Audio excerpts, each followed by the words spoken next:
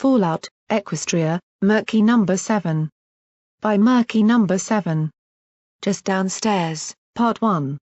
Fallout Equestria, Murky Number 7. Chapter 21. Just Downstairs. One simple survival instinct. If you smell rotten mint, gallop away as fast as you can and do not look back. Do not stop and do not try to hide. Just gallop. Gallop. And pray. What was it like having such a, well, bizarre idea on what to do? To be working with my master on a mission from Red Eye, or to be on a journey pointed out by a crazed pink pony from the past? I guess you could say both. Well, Pinky's one. I dunno really. It didn't hit me as hard as any pony might have thought it would. That sort of stuff messes with your head if you think about it too hard.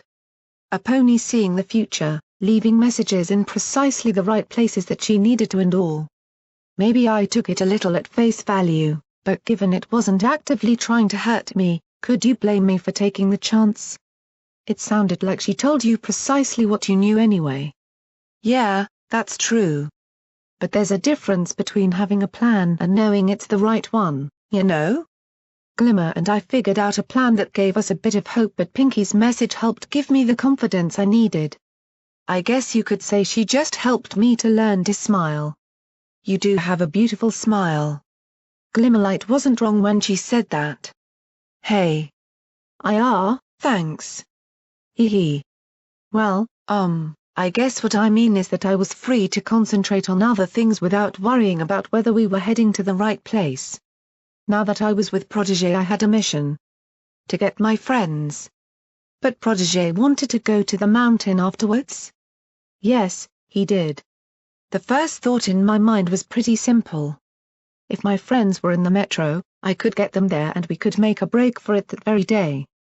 We could get Sunny, hide out in the tunnels and look for Unity, as well as start thinking on how to get the foals out too.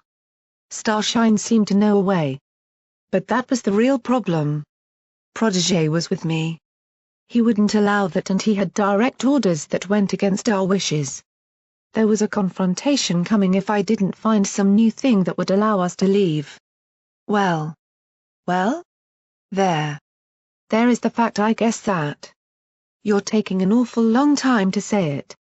Well, I just guess I hadn't quite given up on wanting to see if he might come with us. He was a better pony inside than I had thought. He understood slavery the way I did.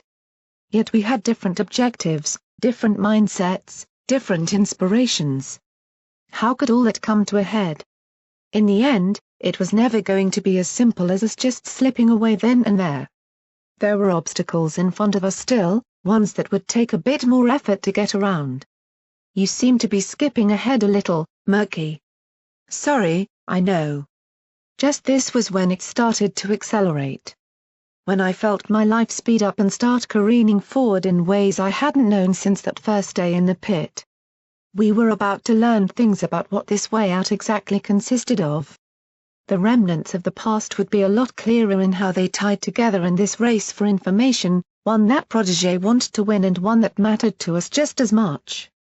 We had to share in his quest while all the time hoping that in the end we wouldn't have to fight him. The metro held secrets in the dark below the city. The way out is just downstairs, Pinky had said. That wasn't all that was down there. I had a tough decision to make.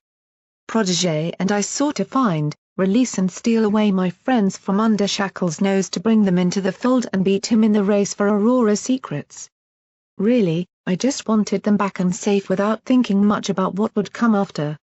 The trouble was, I held a key to this little quest succeeding and I wasn't sure if I should use it or not. I had retreated to Protégé's attic above his logistics hub office while he took care of business prior to our departure.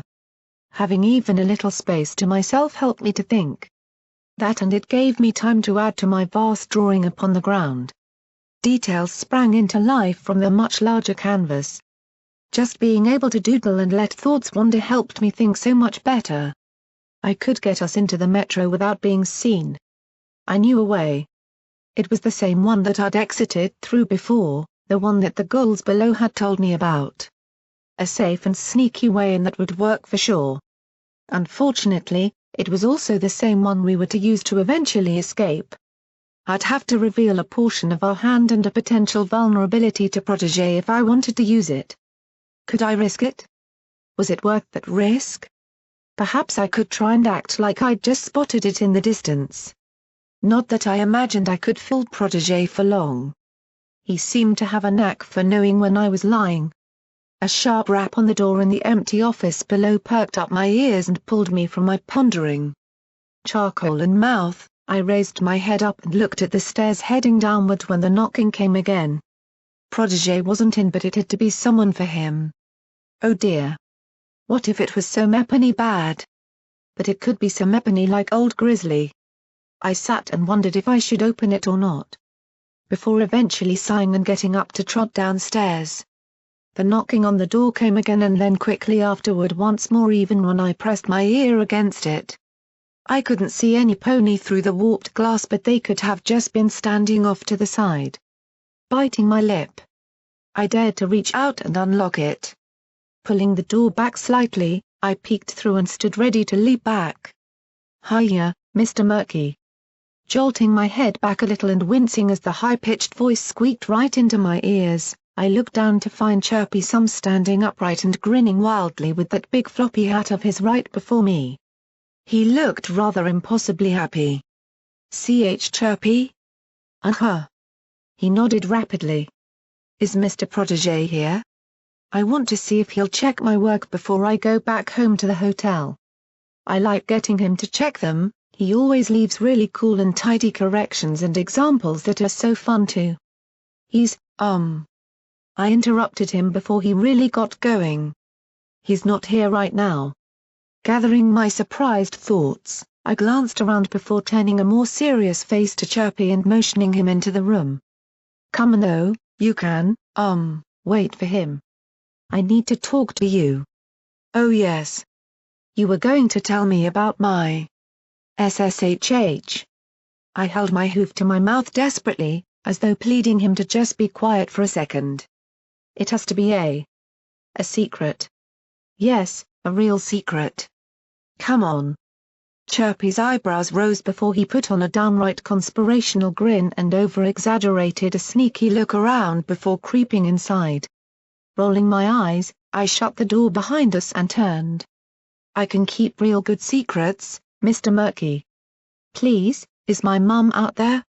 I like Daddy Red Eye and Mr. Protégé is really cool and all, but I do miss her." His big round eyes widened out as he looked up to me.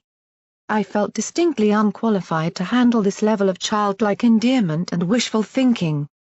Biting my lip and rubbing my head, I sat down and tried to explain things. "Well, Chirpy. You see. Yes, she is here and..." "She is? Can we go to see her? Can she come visit? AWW, I can't wait to see her again and show her my cutie mark." The pang of sadness I felt from merely seeing him and hearing about Daddy Red Eye only doubled as he proudly showed off a mark of 4 symbols Protégé had explained before in our lesson. Coral had missed her own son gaining his cutie mark. See? 1 for adding, 1 for subtracting and then 1's for multiplying and...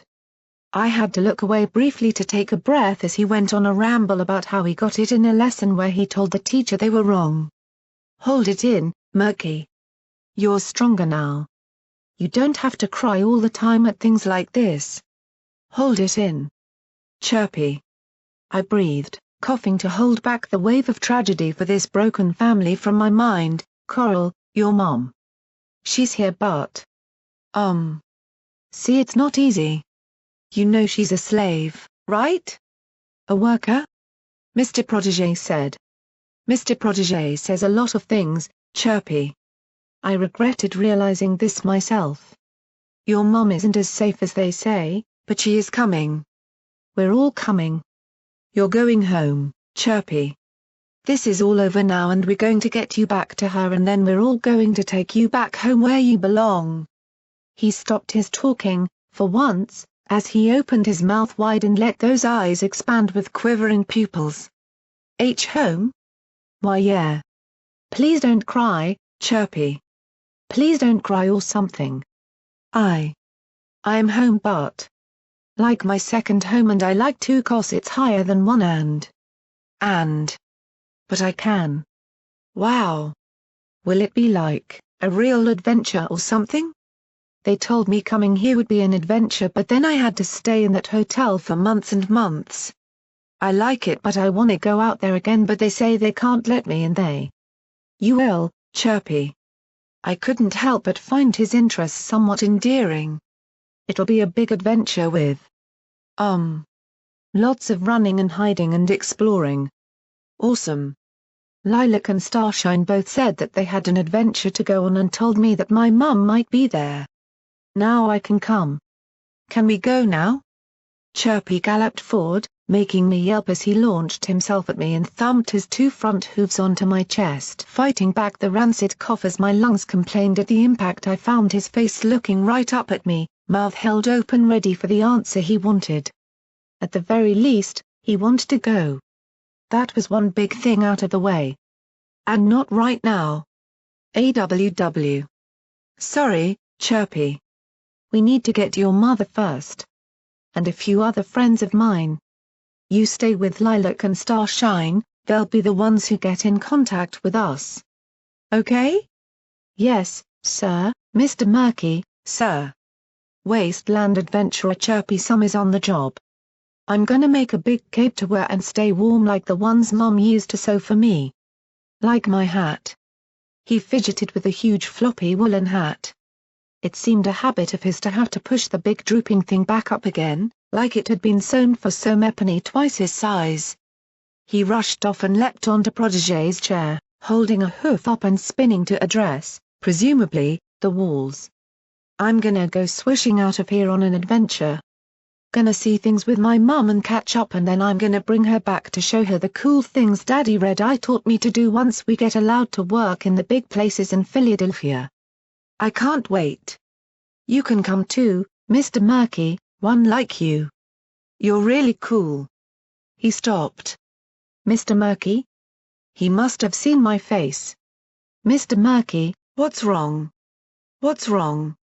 Did you forget something? You look. I'm all right, Chirpy. I moved away.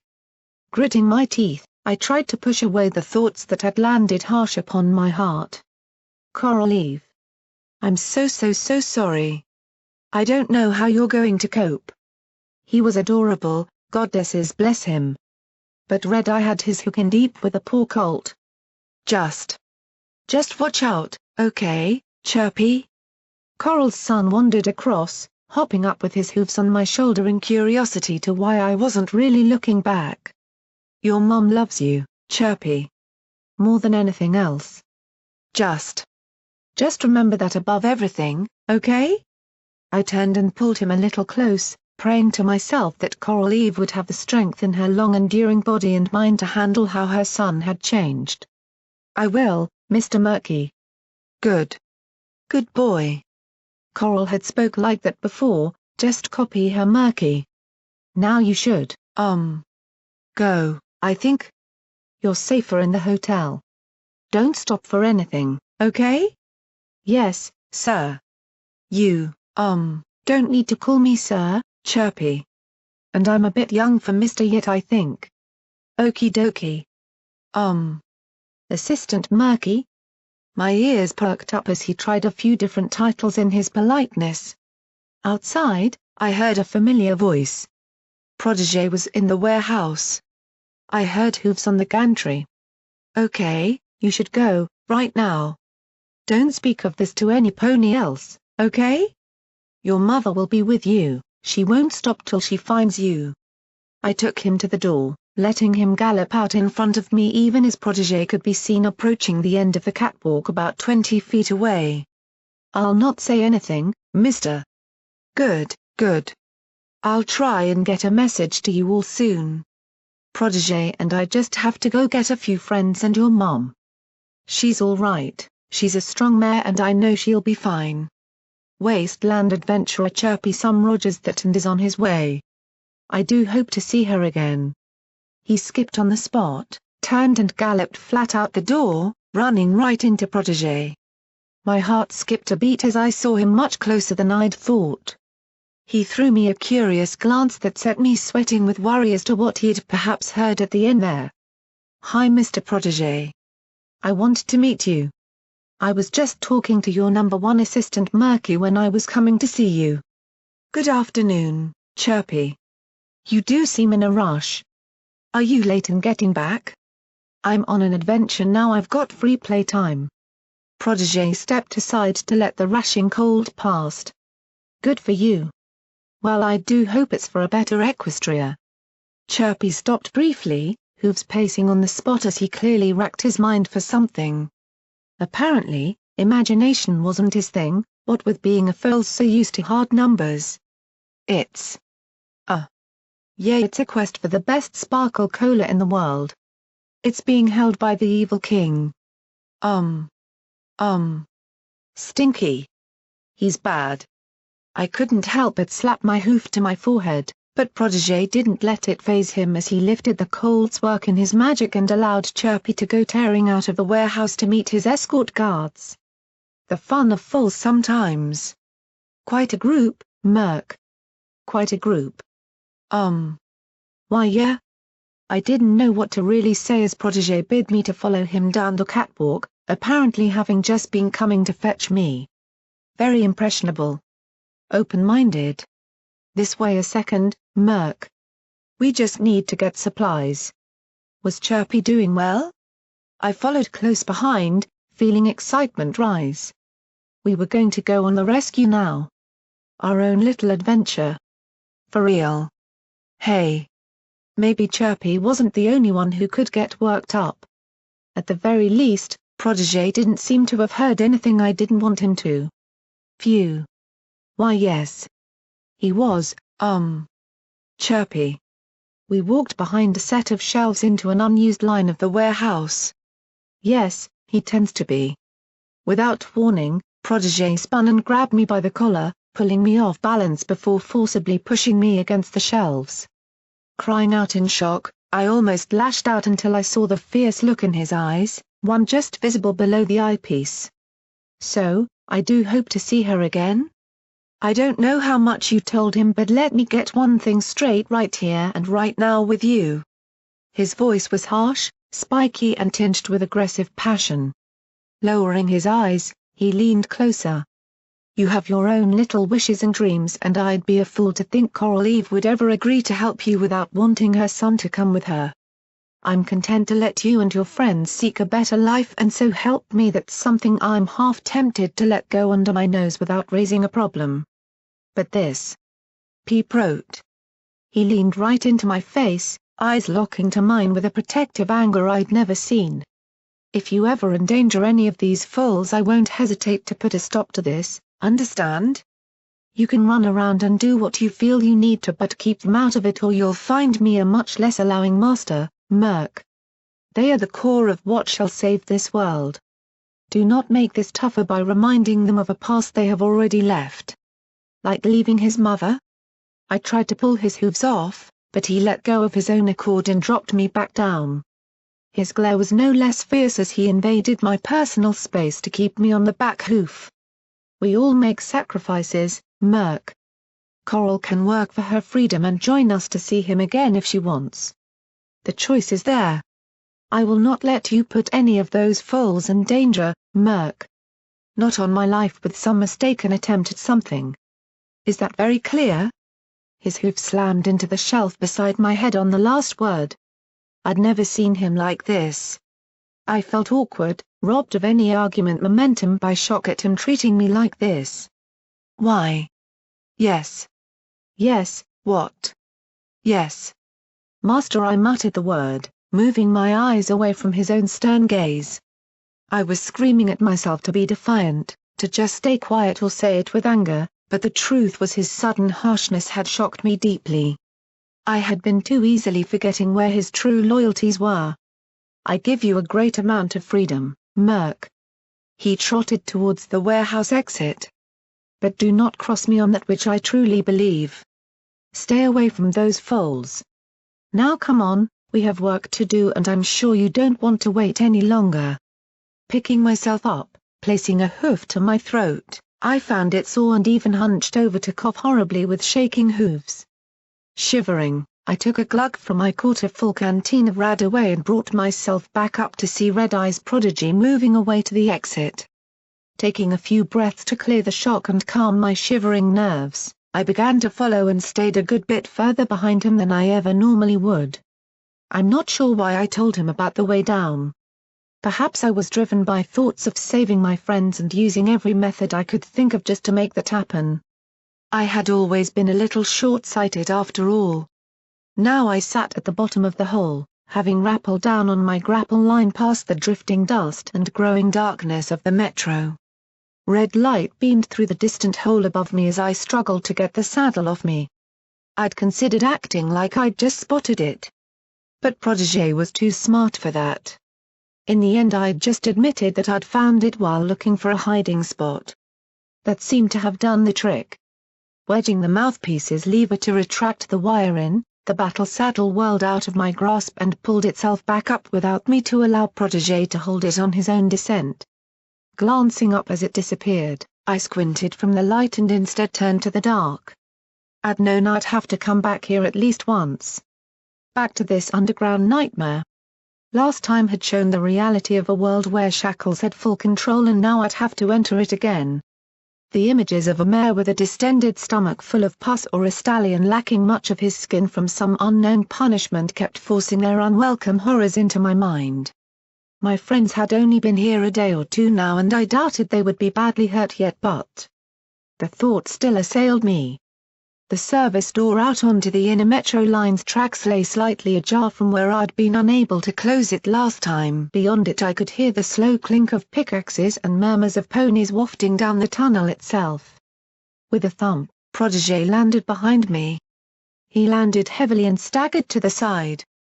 "I dread to think what drew you down here last time," he muttered with a small glance to me while tugging the small saddle off of himself. "I just wanted somewhere really far away from any pony who would hurt me. I didn't realize that he was down here." It didn't take long to help him out of the battle saddle. Nor to put the saddle back on and adjust the straps to my size again. Goddesses bless Blunderbuck for his forethought of adjustable sizes. Protégé advanced to the door, slowly slipping his eyepiece off to hide its blinking red light. We hadn't exchanged many words since the confrontation at the logistics hub. He had been professional, curt and polite, but there was still tension in the air. He knew my intentions to some extent and they didn't sit well with him. Yet he needed my help and my friends if he was going to achieve his aims as well. I almost wished for the days when we both knew where we stood on things. "Which way?" He apparently couldn't hear the sounds as I could. "To the left.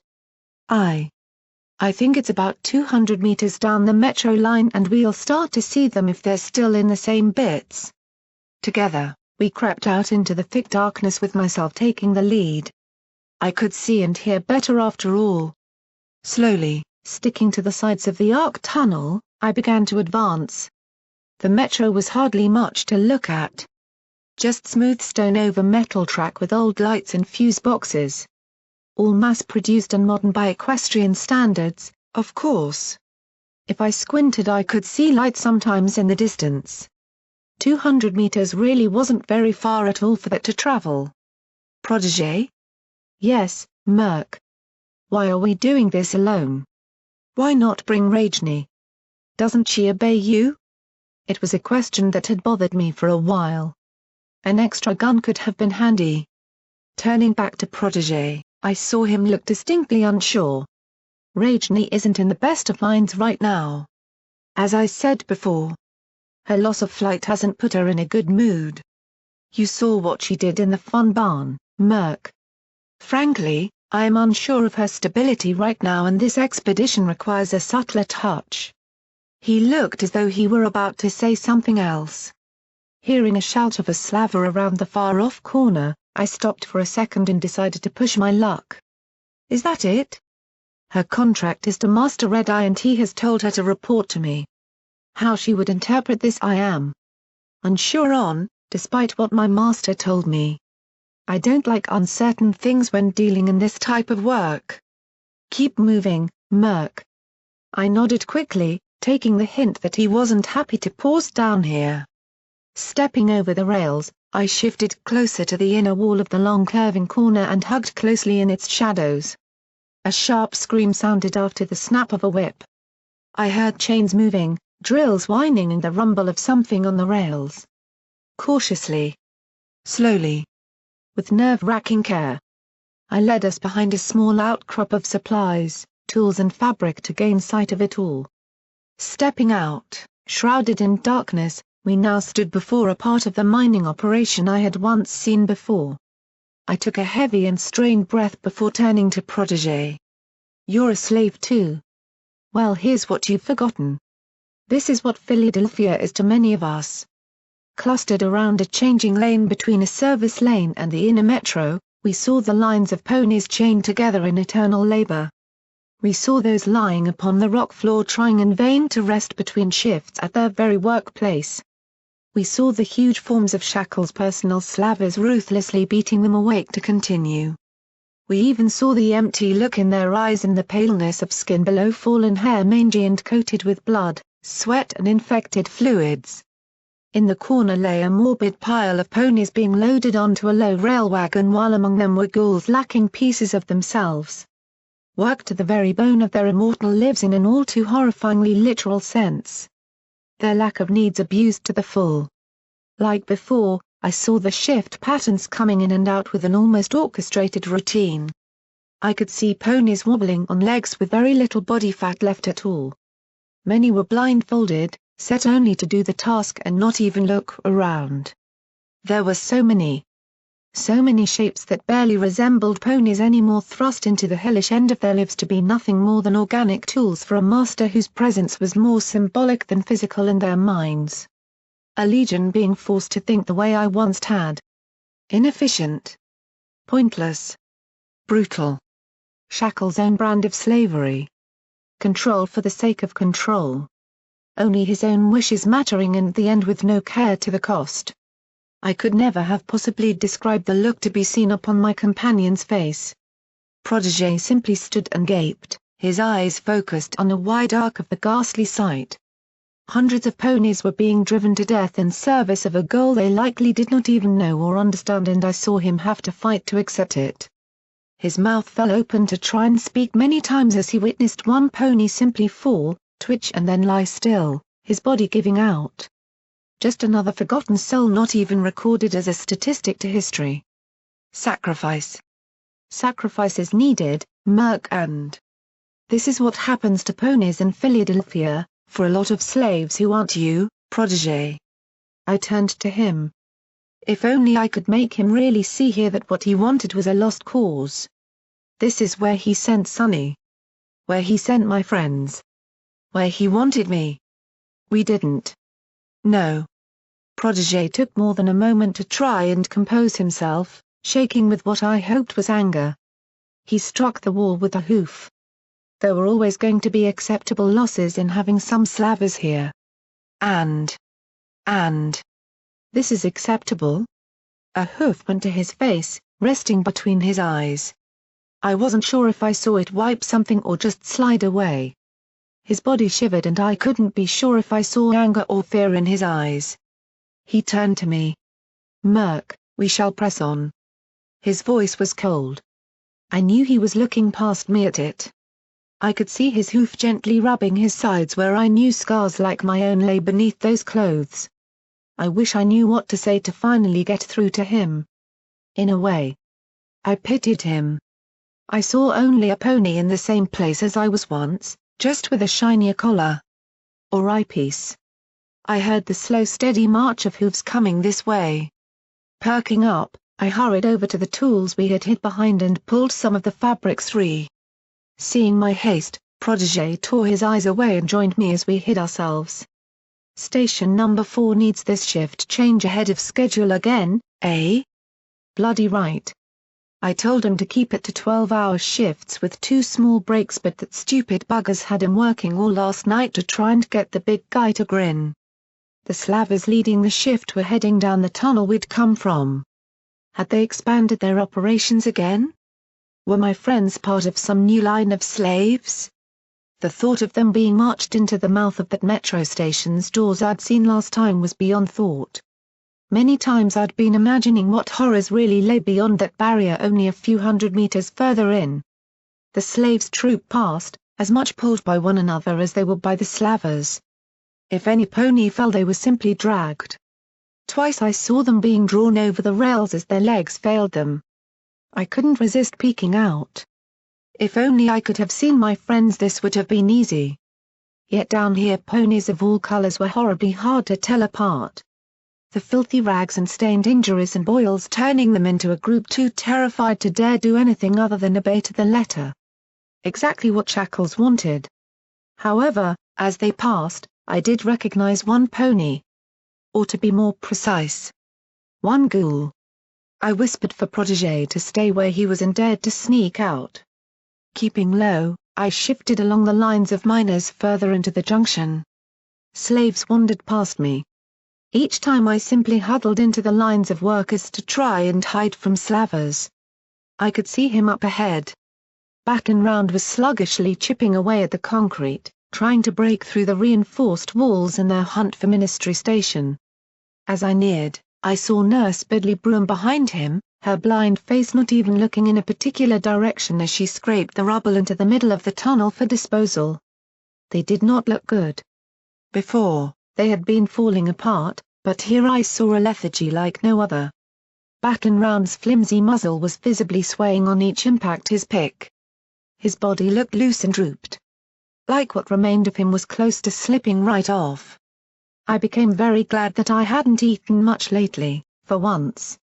Batten. I whispered near to him, but the ghoul just kept digging. Batten. No notice. His eyes were blank. Simply given to the job. Batten. Little Murky number 7. Bidley Broom looked around, her one remaining ear perked up. Clearly in her blindness, other senses had taken over. Is that you, child? The little pony? Batten, look who it is for me. He heard her voice, twitching and blinking, he turned to her and then to me. With a quick check to see the guards were not looking, Battenround slowly shifted to face me and drew Bidley Broom closer. Murky number 7. It is you. You came back. Is it time to go? I could see Protégé anxiously watching me. I was rather exposed. Not yet, but we're almost there. We need your help though. I am not sure He staggered and dropped to all four knees. I heard the distinctive click of bones slipping out of place. A small glow of magic across his body from the nurse seemed to help him regain the strength to speak. We are failing, Murky number 7. The shifts are increasing. What do you need? Before I could speak, a slaver further back let loose an air horn into the cramped tunnels. I screamed and covered my ears. Shifts up. You lot get back to Shackles' den for food. Ghouls? Get in your fucking hole to region. The movement shifted up slowly around me. Slaves began to move in sluggish and clearly predetermined lines. The fluid of blood and other unthinkable things was left behind at the rock face as the new ones came in to pick up the tools. I fell in with the ghouls as they headed back to the storeroom and waved at Protégé to join us. Batten, some of our friends we need to make the escape happen, they're down here. I need to know if you've seen them. Maybe Nurse Splint has, they had her on the way in yesterday. But so many. Oh so many they've been moved to ARRGGGH. A slow and quiet cry of pain came from him as we moved into the supply cupboard and he dropped to the ground. Behind me, Protégé and the blind nurse Bidley shifted and I recognized the smaller figure of Windtail Breeze behind them. Nurse Splint was ahead of us. The four ghouls were all on their last legs. Most of them in here were and all dropped to the floor on wobbling hooves. They've been moved to where? Battenround blinked a few times. Ministry Station. Behind me, the door slammed shut. They found it. It took a few minutes for the nurses to give aid to their ghoul comrades. Protégé and I sat unsettled together near the door as the low mumblings and gnashing of the ghouls around us carried out their self-maintenance. They took it in turns to bathe under a small pipe. The one I had been reminded last time was highly radioactive. Eventually, Baton Round limped toward us. My apologies, little Murky number 7. They have worked us hard since last time. We can recover here, but every shift brings us closer. We lost 3 more last night and 2 last week fell to the feral while on the line. Old friends from the Philadelphia post office. We had to watch the slavers put them out of their misery after launching at one of the slaves unfortunately chained to them. I'm sorry, Baton. We're losing friends fast. Ever since they discovered that station we've had to do more. Dig more. Find more. Protégé narrowed his eyes. If they found this ministry station, why do you still mine here? The question hung in the air for some time. Materials? Rebar? Old rooms? Who knows? Wingtail spoke quietly in his higher-pitched voice. Everything we mine gets taken off. So Mepany once said to fill a gap. Must have been a big gap. Remember that old sinkhole? Yes. Held up traffic for a full hour. I missed the game because of that. I shared a glance with Protégé. I didn't know how much experience he had with ghouls, but these ones were prone to nostalgia as much as I was prone to tears. This wasn't good though. Shackles and Grindstone had ministry station. They were one piece ahead of us now.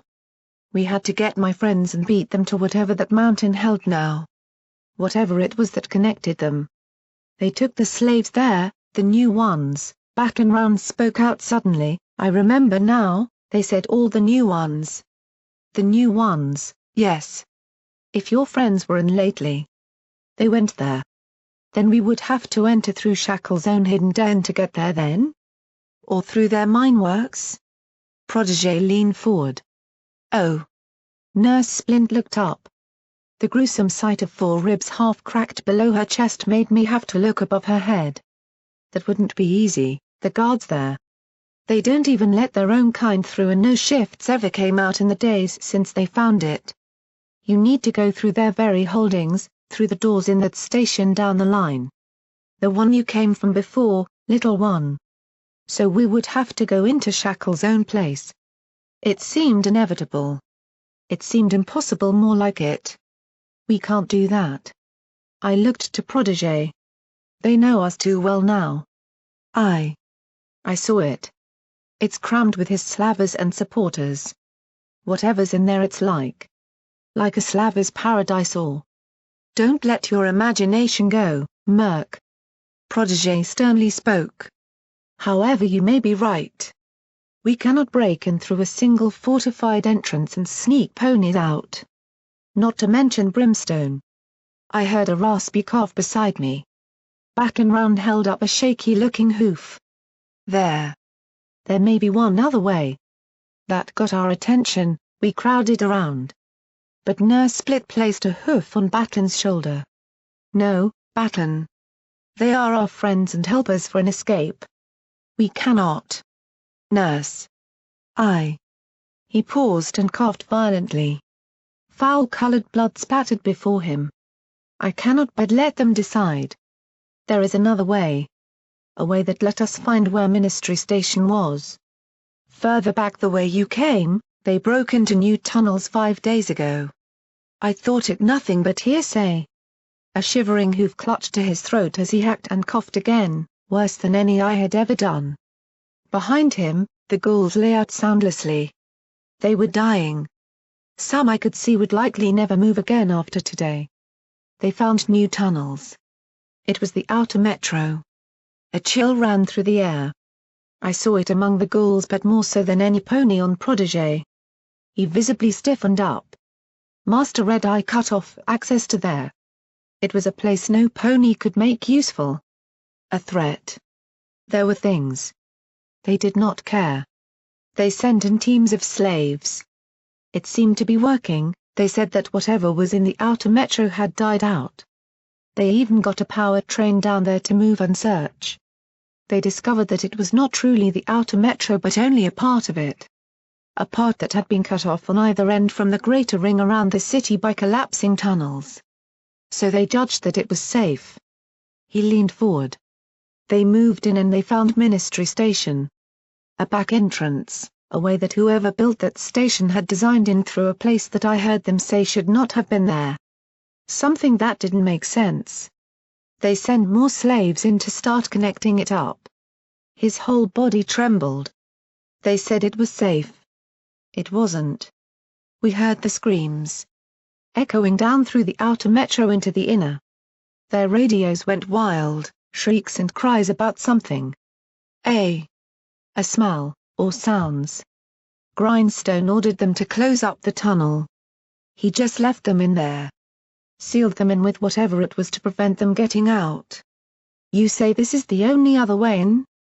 Protégé seemed cautious. Yes. We moved freely in there for at least a day before anything emerged. So. If you must do it? A couple of small ponies might be able to. No. Nurse Splint pushed in dozens died down there, Baton. It is not for ponies what lurks in the outer metro. They never even got to see what it was. If you smell the mint, you die. They broke into argument. Protégé and I merely looked to each other. I could see he was shaking just as I was. A decision lay here. We had a way to save my friends, but it involved going to the deepest, darkest and most dangerous place in the entirety of Philadelphia. I gulped.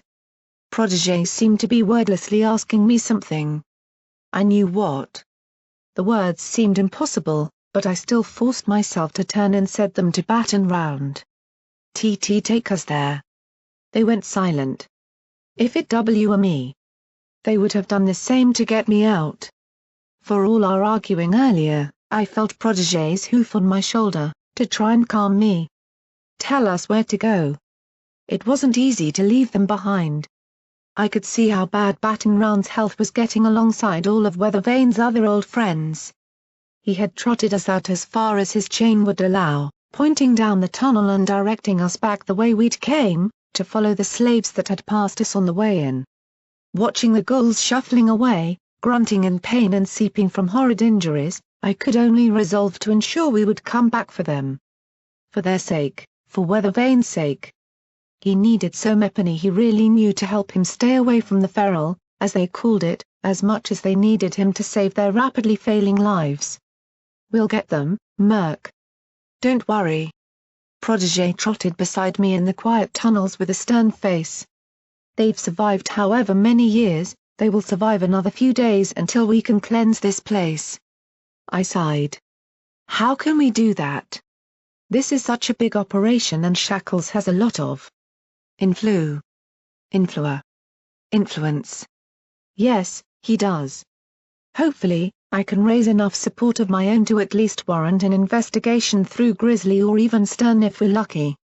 It will take time however, time we do not have right now if they have already located Ministry Station. At the very least, after today we shall know where it is as well. That's true. I still kept my head lowered. It didn't make me feel much better. The knowledge of where I'd have to go to find the next step of our escape was hardly sitting well with me. The tunnels around us stretched on, lit only by occasionally flickering gem lights that still did their duty after all these years, casting a pale white haze over the dull concrete and rusted metal below us. Occasionally, wind would blow down it, drawn into motion by the smooth lengths and fires the slavers had for warmth behind us that felt unearthly so far beneath the ground. Welded doors lined the sides occasionally and we even had to pick our way around one abandoned train still sitting on the tracks. I dared not look inside it, a train this far from a station must have been abandoned for a reason. Protégé glanced in however. The sad look on his face spoke all that needed be said as he gently closed over the door once again. Probably thought it was a good shelter. He muttered it quietly, as though not realizing I could hear. It became obvious we weren't discussing the subject. We both knew where we were going.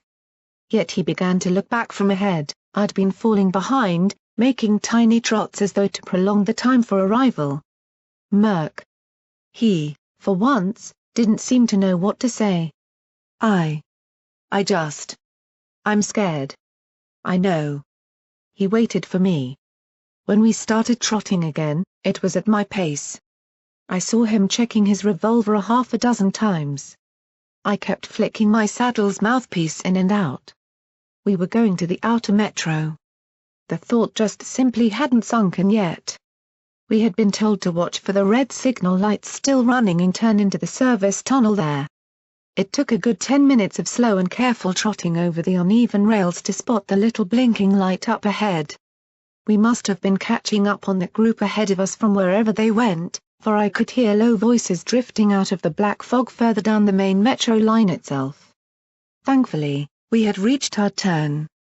Go into the service tunnel, look for the maintenance room on the left-hand side, and in there we'd find a stairway to the outer metro. The service line was hardly as clear as the inner metro itself.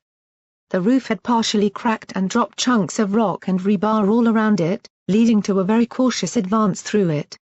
Multiple times I trotted right into a poking point of metal or banged my knee on a rock despite my pretty good sight in the dark. It became a game of tentatively pushing a hoof forward, feeling around, and then finally stepping. Puddles slipped below us of foul water that set my pit buck clicking, and the ground became uneven in a torn part of the underground system. We were getting nowhere. I think we should perhaps risk some light, Murk. This will take us all day. Your pit buck? Oh, okay. Looking down, I played around with it till I found the button for the light. Glimmerlight's repair work had done well. It responded after the first push this time, even if the bulb itself was still weak and inconsistent. One way or the other, it gave us something to see the floor by. Having some light helped me feel safer. Really, the inner metro was beginning to feel like a haven. Images of ghastly beasts and unthinkable creatures shrieking from the darkness to drag me underground played through my mind again and again. After a moment, in an excuse to stop again, I turned down the pit buck volume. Sundial's messages could be set off at this depth, and a sudden beeping was the last thing we needed. Mistakes couldn't be made. Not now. Have you noticed where we're going, Murk?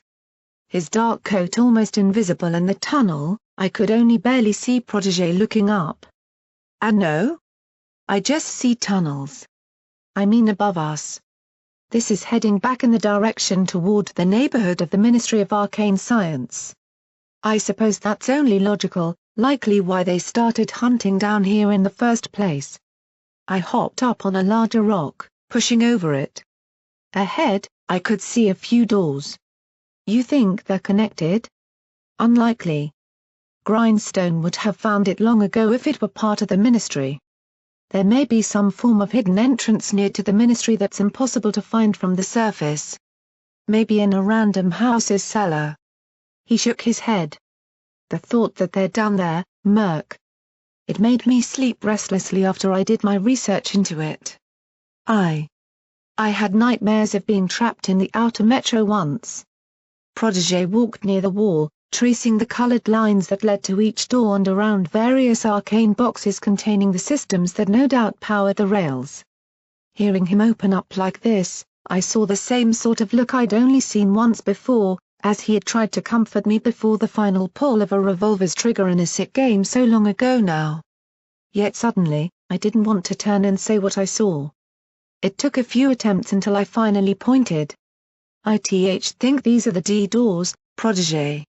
Stopping before 4 entrance ways, I saw they each rested up on a stone platform with stairs leading up from the service line onto them. Trotting carefully for any weak steps, we came to stand in front of them. The maintenance door was lying open with a sign crudely nailed onto it rather recently.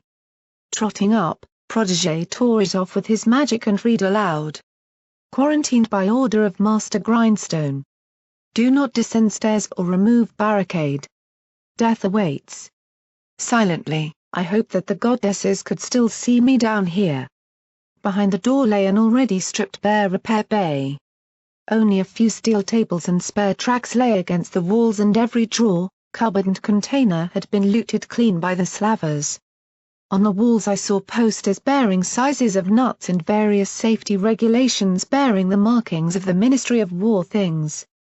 Before us, however, we could see the stairwell leading down. It had been blocked off by numerous barrels pushed in and planks of wood nailed across. This likely was to stop us going down rather than stop anything coming up. Despite this, it was more than nerve-wracking enough from the red paint depicting a screaming pony across it amidst a crossed circle. A warning from some pony who couldn't write meant for any pony that couldn't read. They didn't want to risk any pony going down by accident. Putting his hooves around the rotten wood, Protégé pulled near the nails and prized a few of them apart. The sign came off easily, clearing the way into the blocked stairwell. I simply stood at the top near the cage, preventing any pony from falling down the middle of where a lift had once gone, the stairs surrounding the empty pit. Below us I could see the shimmer of a puddle and little else as it fell into the depths. We were going deeper underground. The outer metro was significantly lower in places than the inner, murk. This could be a trek. So. Ready? No. I couldn't help but be honest. Your friends are at the end, just keep thinking of them. Biting my lip, I began to tentatively step around the crudely thrown barrels, following him onto the stairs. Oh goddesses preserve me. I couldn't believe I was going this way. They were down there. The outer metro was a death zone. Someplace ponies didn't go. Then what are you thinking of? I asked him quietly. Protégé hesitated, before shifting another barrel to the side and reaching the first landing. Master Red, I faced down this place before. I'm just trying to think that perhaps I can steel myself as he did. Now. Come on. Let's get this over with, before we both lose our nerve. All the same, even as I shook terribly and began to travel down after him, I could see that he wasn't as calm as his own words.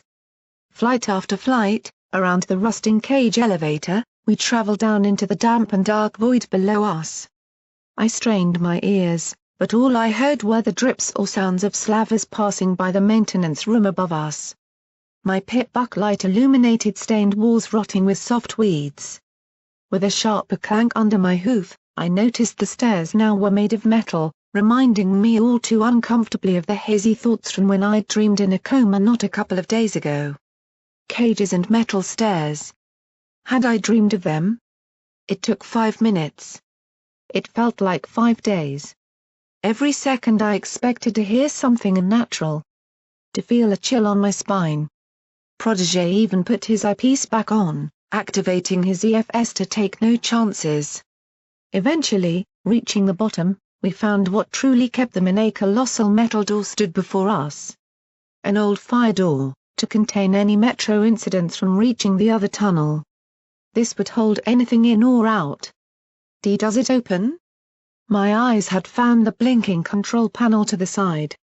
Holding my pit buck near for him, Protégé toyed with the controls. It was all I could do to beg him not to open it. It really began to hit home. A real and true fear that made my gut feel empty and set my hooves pacing. We were going to some place that had monsters known for killing hundreds of ponies and no one had ever seen them. How could he expect me to do this? Remember, Murk. Looking at his face, I saw that I was not alone. We were both scared. Sighing, I turned back and looked up. Rotten mint. If we smell rotten mint, we simply gallop back the way we came. Don't hesitate. Don't stare in fear. Just run. Don't look back. I don't want to do this, Protégé. The thought of me admitting this when I had to help my friends made me want to curl up and do my usual routine of simply crying. Neither do I, Murk. These tunnels. We sealed them for a reason. Even Master Red doesn't talk of what really happened. I saw him suck his lip, a nervous tick even if his body held still. This is the only way to get to that station. Are you sure? We could hide in the slave lines. We could bribe some Epony. Wait for them to come out. My voice was rising in pitch each time. I put both my hooves on his shoulder, as though pleading. Protégé simply shook his head. I knew he was right. I'd seen how stringent Shackle's nest was and we had no idea what lay beyond. I heard him take a quick breath, pushing his courage to do it. Here goes. He hoofed a large blue button and I immediately squeaked in shock. A loud hiss of hydraulics squealed through the room and was followed by the sound of straining metal being torn from its long inactivity. To our right, a red light began flashing and spinning to cast its dual spotlights all around the bottom of the stairwell. Reflecting off the small puddles we sloshed about in, it played badly with my night vision. Yet I could still see the door before us begin to lift. Massive, thick and heavy, it slowly began to rise to give us our first view of our destination, of the outer metro properly. Before my eyes could even adjust, other senses saw the difference immediately. A crude milky damp washed through my nostrils with a slight breeze the moment it opened. A strange warmth followed it, sticky and humid, trapped underground with no outlet to cool down. It reminded me of the stable, yet with a rougher and earthier tinge to it instead of the oil and metal. A sweet scent that burned my nostrils. Yet my first sight was not of the metro. The moment the door raised up, something lunged out of it. I screamed. I even heard Protégé yell as we both fell back. I saw a revolver drawn and scrambled to turn in the wet ground. A crackling and bony noise fell around us with movement all along the bottom of the door. I was already going for the stairs, my wings flaring out in shock. I heard Protégé move quickly behind me. Murk. I dared to turn. Protégé stood sweating below, breathless and coming down from the adrenaline spike. He was looking toward the door. Below it, I saw the remains of ponies. Skeletal, bearing still decomposing flesh, they had fallen against the door. Left behind when grindstone had sealed it. There were at least a dozen of them, torn bodies lying in a heap against the door to fall through when we opened it. I had to hold my stomach and turn away when I realized that it was only parts of them. The further I saw in from our light casting into the outer metro, the more I had seen bits simply strewn around. One face still bore a scream upon it, a mask of terror and agony. There was no rhyme or reason, no repeated patterns of death. Some had been torn apart from the chest outward. Others limb from limb. Some were intact with their necks bent at unnatural angles. Some had no significant pieces left to recognize them at all. Enough, I couldn't look. Holding my eyes shut, I had to let Protégé lead me past them. I could hear my heart racing, feel the sweat dripping. I didn't want to be here. I really didn't want to be here. Please, please, please let me just pass without incident. Tell me they'd gone away, that these ponies had killed whatever it was. Coming to the bottom of the stairs, I had to gently help my wings to rest against my side again.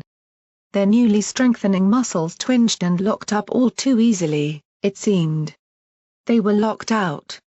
Protégé's voice held no anger, simply a horrified realization. He looked at me, eyes sad and wide from the massacre around us. They were trapped when whatever it was came for them. Stepping inside, I had to check the door wasn't going to close behind us as I got my first look at the tunnels of the outer metro myself. It could not have been more distinct from the inner ones we had just been in. Instead of the smooth concrete, it was made of brickwork and sandstone. Rectangular instead of curved, other than the arch along the roof that held ancient ruined lines where trains must have once connected to. Below us was little other than metal rails and wooden blocks to run on, not the same powered ones we had seen before. This place is old, even by wartime equestrian standards. Protégé shifted along the small platform and glanced down the lines either way. I'd heard the outer metro was different, like a maze. But I hadn't realized it was like this. Remarkable it even stayed intact in the balefire impact. Given this piece was cut off from the majority of the outer metro, I didn't much agree if so much had caved in, but I knew he was trying to distract himself. I could see the cracks above around missing bricks that now clustered on the rails or to either side. Moss actually grew down here, turning the ground into a sticky mush while the air held a faint mist and dust-filled stillness. Even as I walked, It felt wrong to be wandering through air so still that my own movements sent a ripple effect through the trails I could see floating above me. It felt all too otherworldly. Like someplace evils beyond my own active imagination could lurk. Murk. Over here, look! Snapped out of my thinking by his words, I turned to find Protégé. The slaver had trotted down the platform to gaze into the tunnel. We'd been told to go left and we'd know the area when we saw it. Trying to avoid moving near to the smeared remains of those who had been trapped here, I couldn't help but notice how the line of bodies went all the way to where Protégé was. Around the rusted mesh wire holding defunct generators, I saw him trot toward a lump in the darkness. The ghoul said they'd mounted a cart down here. I think we may have found it. I moved closer and saw what he meant. Upon the tracks, just where the dead ponies had come from, was a small wagon with a crudely wired-up engine and pistons to let it move on the tracks. 3 seats faced us with another 3 on the opposite end. A little area for supplies was mounted between the seats. They had tried to escape on this from wherever they had been. Protégé climbed up onto it, looking over the controls. Looks like it just stalled and cut out. It still works. I don't know about you, Murk, but I would much rather to have something that can get us back here fast if we have to. At least we know the door is open. Beep bad noise. I bit my lip. I'd had to go onto the rails. I couldn't stand being surrounded by the stench of decay any longer. It might bring them. They were working here for days before it happened, Murk. I think that it should be fine. Listen, we're both injured and only just properly healing now. I don't think either of us can claim to be the fastest galloping ponies around. If anything happens, we need a way out. This almost worked for them. Almost. I looked back at the door, almost afraid it might close on its own. But. Okay. I began to climb up onto the small powered rail wagon, taking his hoof to pull me into the seat. He breathed out slowly, playing his hooves over the levered controls until he found a large key. Here goes. Twisting it, I heard a dull squirting warble of the engine mounted just behind us. Cutting out, sputtering, it died. He tried again. Then again. Finally, with a roar that sounded shockingly loud in the quiet tunnels, it caught and surged into being.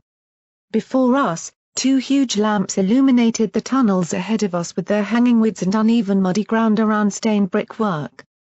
Further than 20 feet. The darkness simply ate the light. I was taking long breaths. Through the lingering mist, even the sway of underground vegetation and a blow of warm air felt like some sort of ghost. I heard Protégé curse quietly as he played with the levers, eventually finding one that released tension and set the rail wagon rolling slightly forward. Then, with a grinding squeal, it began to pick up speed. We go in, we get them, we get out. In and out. Why yes. Here we go. He pushed the lever forward with a hoof after resting his revolver right beside him. Carefully, slowly, we began to accelerate and I saw the metro's brick walls shift past us a little faster. Giant sandstone pillars holding up the arch above it swooped by as we rounded the corner and passed out of the station. Gripping the seat, I simply held Unity's little pip statuette close to my chest and tried my best to not pray too loudly. Murk, I need you to keep watch. Shivering, I had to force my eyes open from curling up in the seat. Protégé's voice was strained, tense and reflecting the same anxious nature I could see on his face as he kept the speed controlled over the ramps and unstable rails of the ancient tunnels. Biting my lip, I looked up and around. These ghostly tunnels were flying by a little faster than I'd expected. Little rushes of air every time we passed a set of pillars placed at odd intervals with no consistent pattern while our passing disturbed the strange underground fog that had gathered in here. Casting my eyes around, I saw a rail wagon pushing its way through vegetation and dripping water over us as we went below partially collapsed sections of roof. With Protégé driving, I had to watch our sides and presumably, our rear. Do you see anything? For Protégé, this was a rather stupid question, like he just wanted to hear communication. I somewhat felt the same. And no. Behind us, the tunnels curved away and were lost to the dull yellow gem lights that provided only a minimum of sight. It's like it's dead. I wasn't sure if I believed myself. Every so often I'd hear faint noises in the distance. Rocks cracking, wood creaking. All too often something that sounded all too like something alive moving down one of the many side tunnels. "Pray tell it shall stay this way," Protégé simply muttered, before scowling as the rail wagon jarred and bounced over a broken junction. The engine cut out, sending us drifting forward on momentum. After a horrifying few seconds of silence, it spluttered into life again. I was just watching the side tunnels instead. Each one gave way to thick darkness. Some were as thin as alleyways, hiding orange lights of repair rooms or old generator clusters. We passed an area of construction made of rotting wood barely holding up an unfinished piece of brickwork refurbishment. I whimpered when I saw long dead bones hustled together in the corner, surrounded by empty food packets. Oh, for the love of... The engine cut out again, this time long enough that the wagon rolled to a halt on a flat stretch. The lamps died, leaving us isolated with the flickering green glow of my pitbuck. "Protégé? It's just stalled out." He gunned the engine once, then again. Each time, it died. I felt my hooves shaking. Keeping the light away from my eyes, I peered into the darkness. Without proper light, the mist flowed and twisted in the black like moving shapes in the distance. My ears twitched, hearing distant sounds. Creaks and rumbles. Drips and brief sounds like a kind of hup hup hup in the far-off tunnels. The heat down here was making my mane stick to me, so clammy and uncomfortably close. I couldn't even hear the sounds of industry above us, we were so deep now. Protégé? The engine gunned, unhealthily stuttered and died. Looking behind us, I swore I saw movement. Or was it just the fog? My ears twitched in the thick air. I could hear so much in such a silent place. Little drips of pebbles falling. The vibration of the passing rail wagon making things fall from the roof. In the distance, I heard something larger fall and clatter on metal. Protégé. What? What is it? He leapt up beside me, revolver pointed. I pointed where the noise had come from. Everything went deathly silent. He was breathing hard, his revolver pointing to the left. Then the right. I saw his eye glance more intently at his headpiece. "There's nothing on EFS. Try the engine again, quickly." He turned, gunning it once more as I watched in the direction we had looked. Groans of moving air in the tunnels came from either side. Behind us and to the left I heard a pop, like something wet and sticky bursting. Squinting my eyes, I saw there was a door right there, falling apart from time and leading right where the sound was coming from. I kept hearing things, little noises I couldn't identify, before. I yelped as a sudden noise broke through the quiet air. The engine flared back into life and light washed over the tunnels. Falling back in the seat, I saw a foul mess near the door, stained yellow like pus. It glistened and seemed to creep up the walls, door and right past it to inside. Some sort of spreading mutated fungus that had overwhelmed that entire room. I didn't want to dare think about what those noises inside were. The rail wagon began to move along, clicking and clacking its way over the uneven tracks. "Murk, try to pace your breathing." Protégé looked away briefly to notice me. I hadn't even noticed I was hyperventilating and gripping the seat tightly. I trying. Just keep watch. I heard him take a breath himself, gulping hard.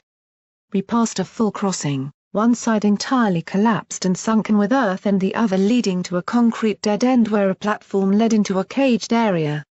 Benches and lockers lay within so rusted they were literally beginning to disintegrate. There was a safe there, but any wish to stop and loot was far from my mind. "Something's worrying me, Murk." Protégé slowed the wagon. "What?" "My EFS usually it picks up masses of signatures from things like radroaches and tox slugs when I'm underground. But it's got absolutely nothing, it's like anything in here has just gone." We've tried all sorts of infestation control and it's never worked. But here. We passed beneath a gaping hole where huge fans lay inactive, the sound of a large passage making a strange groaning hum from our speed. It's just dead. My teeth were grinding rather uncomfortably, but I just couldn't help it. Climbing into the back of the rail wagon, I kept an eye on all sides while hunkered down beneath its raised sides as best I could while still seeing out. We passed under an area where the roof was crammed with thick cobwebs that stretched for meters in every direction. We saw shreds of rotting flesh by the wayside, those that hadn't gotten on the wagon in time when they fled.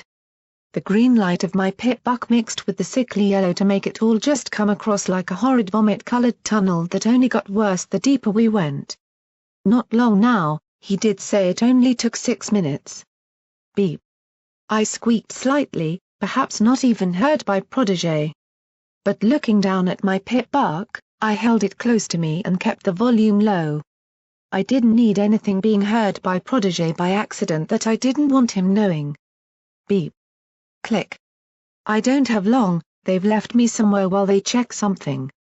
They've brought me underground to some huge chamber just behind Somepani's cellar and locked me in while they went deeper. They've been right beneath us all this time. The zebras have been right here. So they had taken him to the metro first. That just about confirmed right off the mark that Aurora was involved with them. I kept looking around. Even the interest of sundial wasn't enough to quell my fear. We were passing through an open area filled with wooden beams and old storage pallets piled high with bricks and 1,000 dark places to hide. Apparently I've to work on something for them. They asked me what kind of terminal I used so they could get one for me. They have something for us to do, some job they need wartime workers who know arcane things to help with. Oh, Pinky. Please help me get out of this when I know enough. If I could go now and just tell her where they are, I would. Wait. I think they're coming back. It's some sort of elevator that goes down below the city. I can hear it coming up. A shriek from mismatching rails sent sparks flying off the wall, illuminating stone carvings of the goddesses, sun and moon that had been warped and corrupted by moss and lichen. Protégé pulled back the speed, but going downhill I could still feel the rushing air pick up. We were going faster. I just keep feeling like I'm out of my depth, I don't know why I'm here even though do. I'm not the pony for this. They've got others in here with me, they look like refugees. I don't know any of them. I just have to keep reminding myself who I'm doing this for. Barely able to listen, I grabbed the holds of the wagon and held tight. Lights flashed by faster. We rode around a corner. I could have sworn I saw something dash by ahead of us in the lamps under the mist.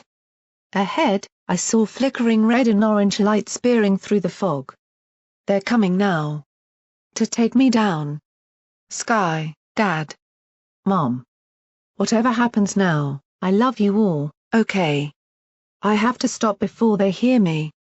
Whoever finds this, I hope you can understand why I did what I did. All of you. Stand up and move forth to the vertical stairs. An exotic tone cut through the speaker as though from further away. The fog swirled all around, becoming thicker and cut with little particles of thick dust that hung in the air. I jolted forward as Protégé hit the brakes, the lights ahead beaming harshly into our eyes before the rail wagon slammed to a halt on the end of the line with a juddering snap. I flew forward into the front of the back storage area with a yelp. Protégé snapped up his revolver, staggering up as he pointed it all around above me. I could hear groans and distant pattering sounds. Somewhere, a pipe gurgled. Every noise sounded alive, the heat having staved off suddenly to a dull lukewarm ambience. I heard Protégé leap off onto the soggy floor. Let's go, Murk. We're here. I don't want to hang around here any longer than we have to. This place is unnatural. Creeping up, I poked my head above. The brickwork was patchy, stained yellow and led to a massive hole in the wall. Mining tools scattered the floor where they had been left on the ground. Some bore black marks on their blades, dried blood. The ground sank beneath my hooves for a few inches and I dared not see why. Through the hole, carved into the remains of Somepani's deep office to store documents, we could see that Somepani had knocked clean through the wall into something else entirely. The architecture changed slightly. Past the roughly hewed rock in the hole leading past this document room I could see the glint of metal and once polished tiles alongside the yellowed brickwork walls. Protégé led the way in, his revolver spinning side to side rapidly. Ancient papers strewn by more rotting bodies lay all around. Grindstone hadn't just left a team down here. He had created a massacre to contain the threat. Slowly, both of us hesitating and glancing to one another with nervous looks, we shifted onward into the hole to pass into what Shackle's teams had found. As I moved, I heard Somepani else shifting and almost freaked on the spot but for noticing it was my pip-buck sundial was being marched with his pip-buck still active into the lift. I heard the crying of ponies that echoed seemingly to this very same place he was now entering. Wish me luck. Click.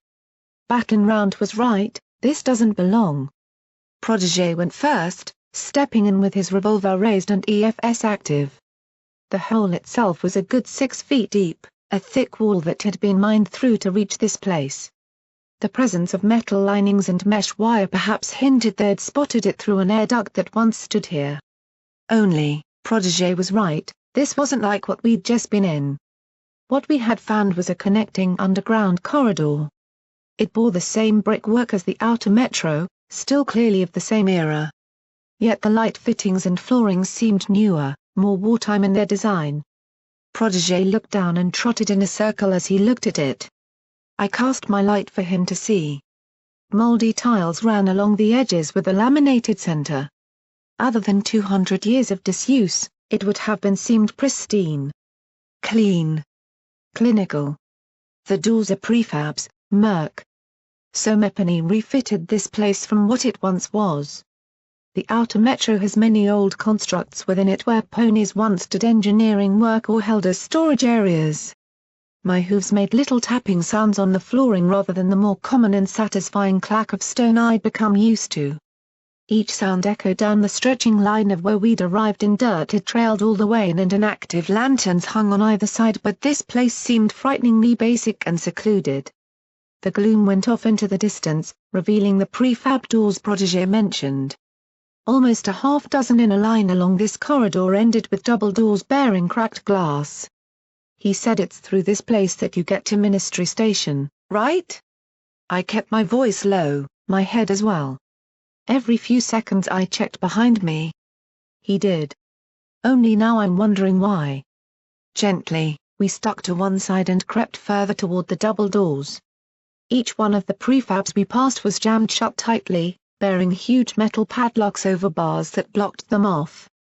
Suddenly, I heard something. Every muscle in my body stiffened painfully as I heard a definite sound of movement behind us, where we had come from. I dared not speak, I simply spun around fast enough to attract Protégé's attention. Gasping, he backed off and pointed the muzzle of his weapon at the hole. The sound kept going. Earth and metal being rung upon. Then I began to hear something Protégé had mentioned a long time ago. I heard a distant beep. Oh goddesses! Something was out in those tunnels we'd come through. I glanced to Protégé and found him sweating profusely, his mouth open a little. Looking closely, I saw a tiny deep red dot on his eyepiece shivering wildly from side to side. I dared to whisper. How? Far? Distant. SSSH. We held still for a few moments. Slowly, he began to back off, his hoof nudging me back away from the hole as well. Dust fell from it, disturbed by our passing, and the opposite route down this new place was only filled with hazy yellow dust swirls hanging in the air. My eyes felt like they wanted to let loose tears from stark terror. Beside me, I heard Protégé sniff the air every few seconds, just to check. I heard it again, a little far off bleep like an alarm clock, echoing down the tunnels. I counted in heartbeats. After 10 or so, Protégé seemed to sigh. It's gone. But whatever it was, to be at such a distance and move that fast from side to side, It must be. Don't. I had to stop him. My imagination didn't need anything more to work with. I wanted to run away, run and hide, get back to the inner metro. Yet now knowing it was out there I didn't know what to do, and that thought was the worst of all. We shouldn't be here, Murk. We might have gotten lucky. Let's get further inside, maybe they're just in the tunnels. Sounding calmer than I, he turned to the double doors and gently eased one of them aside. They creaked, turning on rusted hinges, and I couldn't help but keep watching behind. What is this? Huh? Daring to turn and quickly move through after him, we found ourselves in a much larger room. Basic metal benches lined the entirely tiled floor that led up to a canteen at the far end. Only the canteen was covered with mesh wire and bore a hole for food to be passed out. Something to be protected behind while you did your job from whoever was in here. We moved in, our hooves stepping over discarded metallic trays surrounded by green rotted food and shattered bowls. Straws and plastic cups lay near them. I tried to ignore the shattered skeletons near the door, just pretending they weren't there before it really struck deep, yet Protégé wandered nearer them and lifted a riot shotgun in his magic. Empty. Loose casings on the floor. They fought here. These sorts of weapons were given to security guards more often than any pony else. What does that mean? I didn't turn to him, instead I looked up at the massive banners still hung above the area with smiling ponies beside white-clad employees handing them hay and flour sandwiches. It means something down here needed guarding.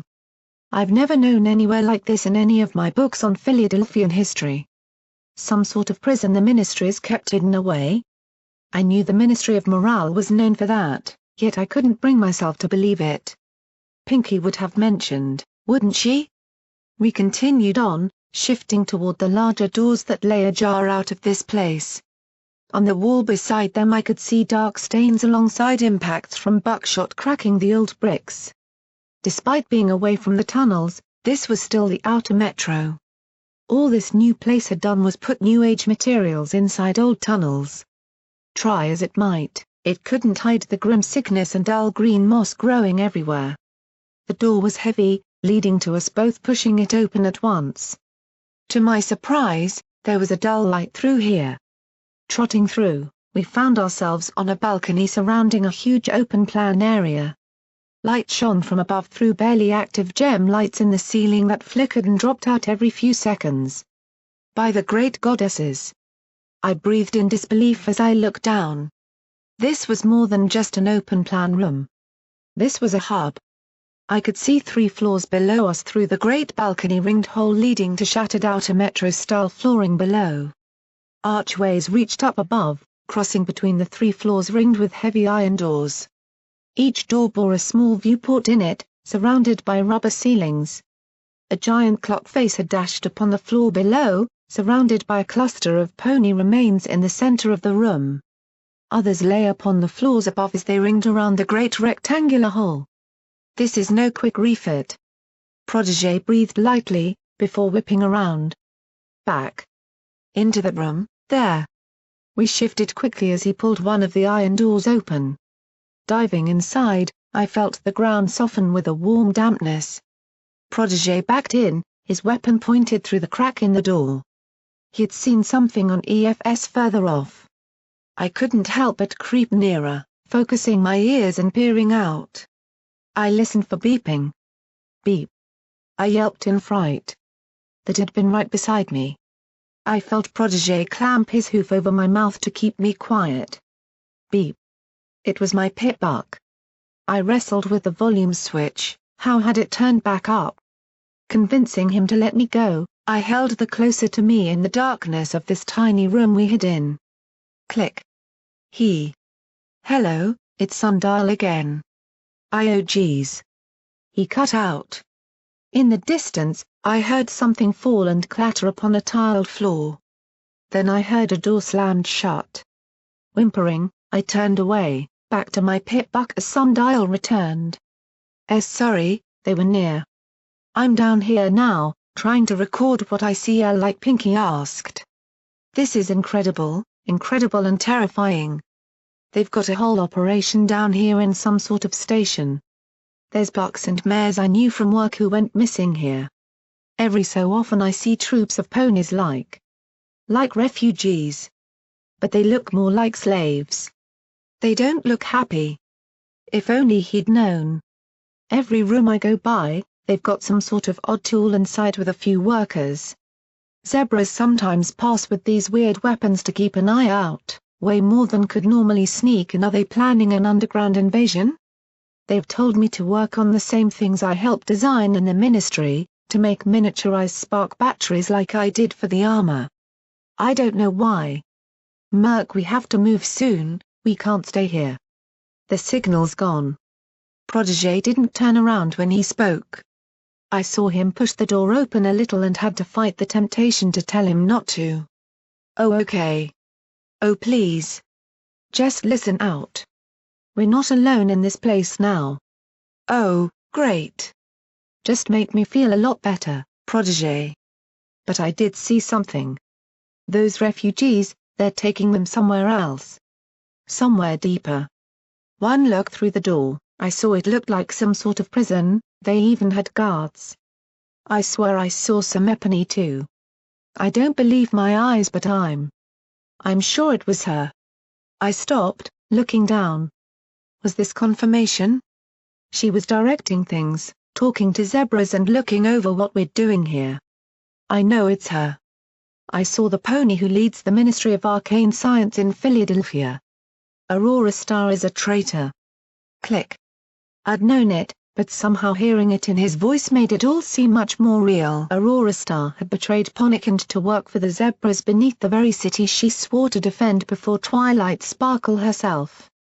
Protégé pushed the door fully open. Shaking, I followed him only to see him looking back into it. What? The room. What about it?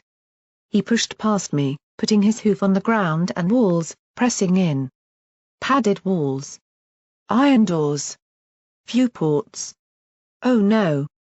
He moved back, looking distinctly uncomfortable. What? What is it, Protégé? This place, it isn't a prison. I saw him bite his lip. It's an asylum. Quickly, he moved around, looking over the lip of the rails surrounding the gap between floors. We're moving on, now. I don't think we should be here, Murk. I nodded, before cringing and whining under my breath when another creaking slam came from somewhere above us. I heard something moving on creaking floorboards. Protégé. Why didn't you see this one? It sounds closer. I don't know. I don't know. Let's go, right now. Just hope it's a wayward ghoul or something. We need to find the way through. Stay quiet. Don't speak. He trotted, then cantered and clearly had to stop himself from galloping from nerves to get through this nightmarish place. We headed around the balcony, passing each of the barred asylum inmate rooms as we went. Some lay open like the one we'd hidden and held nothing but festering wool leaking from the padded walls or the remains of chains and gore. We found some stairs and hopped down the gap in them. Picks lay nearby, so Mepony had deliberately destroyed this part but got caught before they could finish. Coming to the next level, we saw it straightened out at the end, making a much larger common area underneath where we had been on the floor above. Passing quickly alongside the balcony again to move toward that, I kept looking on all sides. Shadows moved in here from the lights flashing on and off, casting us from dimly lit to the faint glow of my pit buck every few seconds. Protégé pointed. I don't know what he pointed at, as it just held a word I was in no mindset to struggle and read, but the little picture of a pony running toward a door beside it gave a clue. This place was lower than Ministry Station according to Sundial, so any emergency exit had to be toward the level the station was on. Right? Did that make sense? I hoped so. The increasing sense of this place, realizing two little ponies had invaded its territory, was growing with every meter we moved into it. I didn't dare think about how far we had to gallop if we needed to flee back to the railwagon. Then I heard it again. A distant beeping. Feeling about ready to just cry and curl up, I tapped Protégé's shoulder to get him looking around. Judging by where he looked, it was above us again. The noise got louder. A locked door was struck so hard even Protégé heard it. Then it was hit again. And again. We both staggered back and huddled against the wall as an unearthly shriek pierced the air in the asylum. Long, high-pitched and only getting louder and higher, it echoed down hallways from wherever it was. A shattering of metal was heard as whatever door had dared bar its way broke down. I felt my cheeks become wet, I saw even Protégé look frozen in terror. Something was in here and it was very real indeed. I felt him pull my hoof, dragging me onward. At the canter, we kept moving. I didn't smell anything. I didn't smell anything. I didn't smell anything. Repeating the mantra again and again to make me feel safer, I stuck to the rules. We didn't smell anything, so it wasn't near. Sound just echoed here a lot. It wasn't near us. It couldn't be. Goddesses, don't let it be.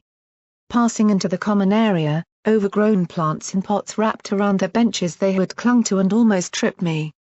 My pit buck began clicking to warn of radiation. Tugging on Protégé's clothing, I pulled him away from where it was increasingly madly. Had something got caught in radiation down here? Some sort of zebra wildlife they'd brought with them? Avoiding the radiation took us closer to the larger rooms where I guessed staff might once have resided. Only something caught my eye. Wires and thick cables snaked into it and I could see the faded light of a terminal. The cables looked too new for this old outer metro-style place. New things were what we were looking for down here in the first place. In here, I whispered into his ear before creeping forward to poke my head inside. What I saw made my face go pale. There were terminals all right.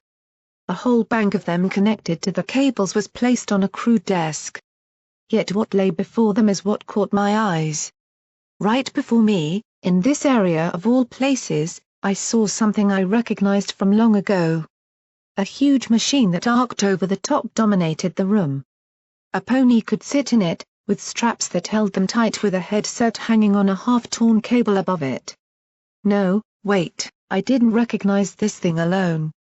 It was two machines from separate places connected. Aurora Star's memory machine for ponies who didn't have magic seemed to have been combined with the machine that created spell orbs in the stable.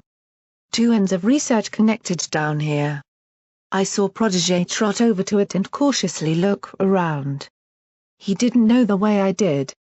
A machine that showed you memories combined with a machine that created orbs you could learn from. Was this too? No. This was beyond my mind to guess. This was something for Glimmerlight to figure out. Just, why here? The fact this trapped its users in pretty harshly worries me, Murk. Protégé shifted the leather straps with a hoof. You only do that if it creates spasms. Or if Semepony didn't want to do it. I finished for him, a hoof gently caressing one of my own wings. Still unused to them, they had remained frozen to my side this entire trip. He nodded back, before simply shaking his head. What kind of asylum is this place? Trotting back, he made it very clear that we weren't pausing to go terminal file hunting.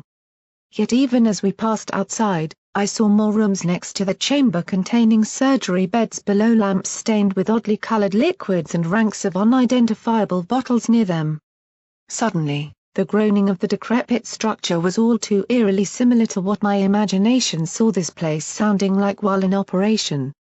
Across the common area lay various open windows. Cracked and in some places shattered, they looked in on a third chamber bearing banks of similar machines. Memory machines all linked to one glowing orb I could see at the top.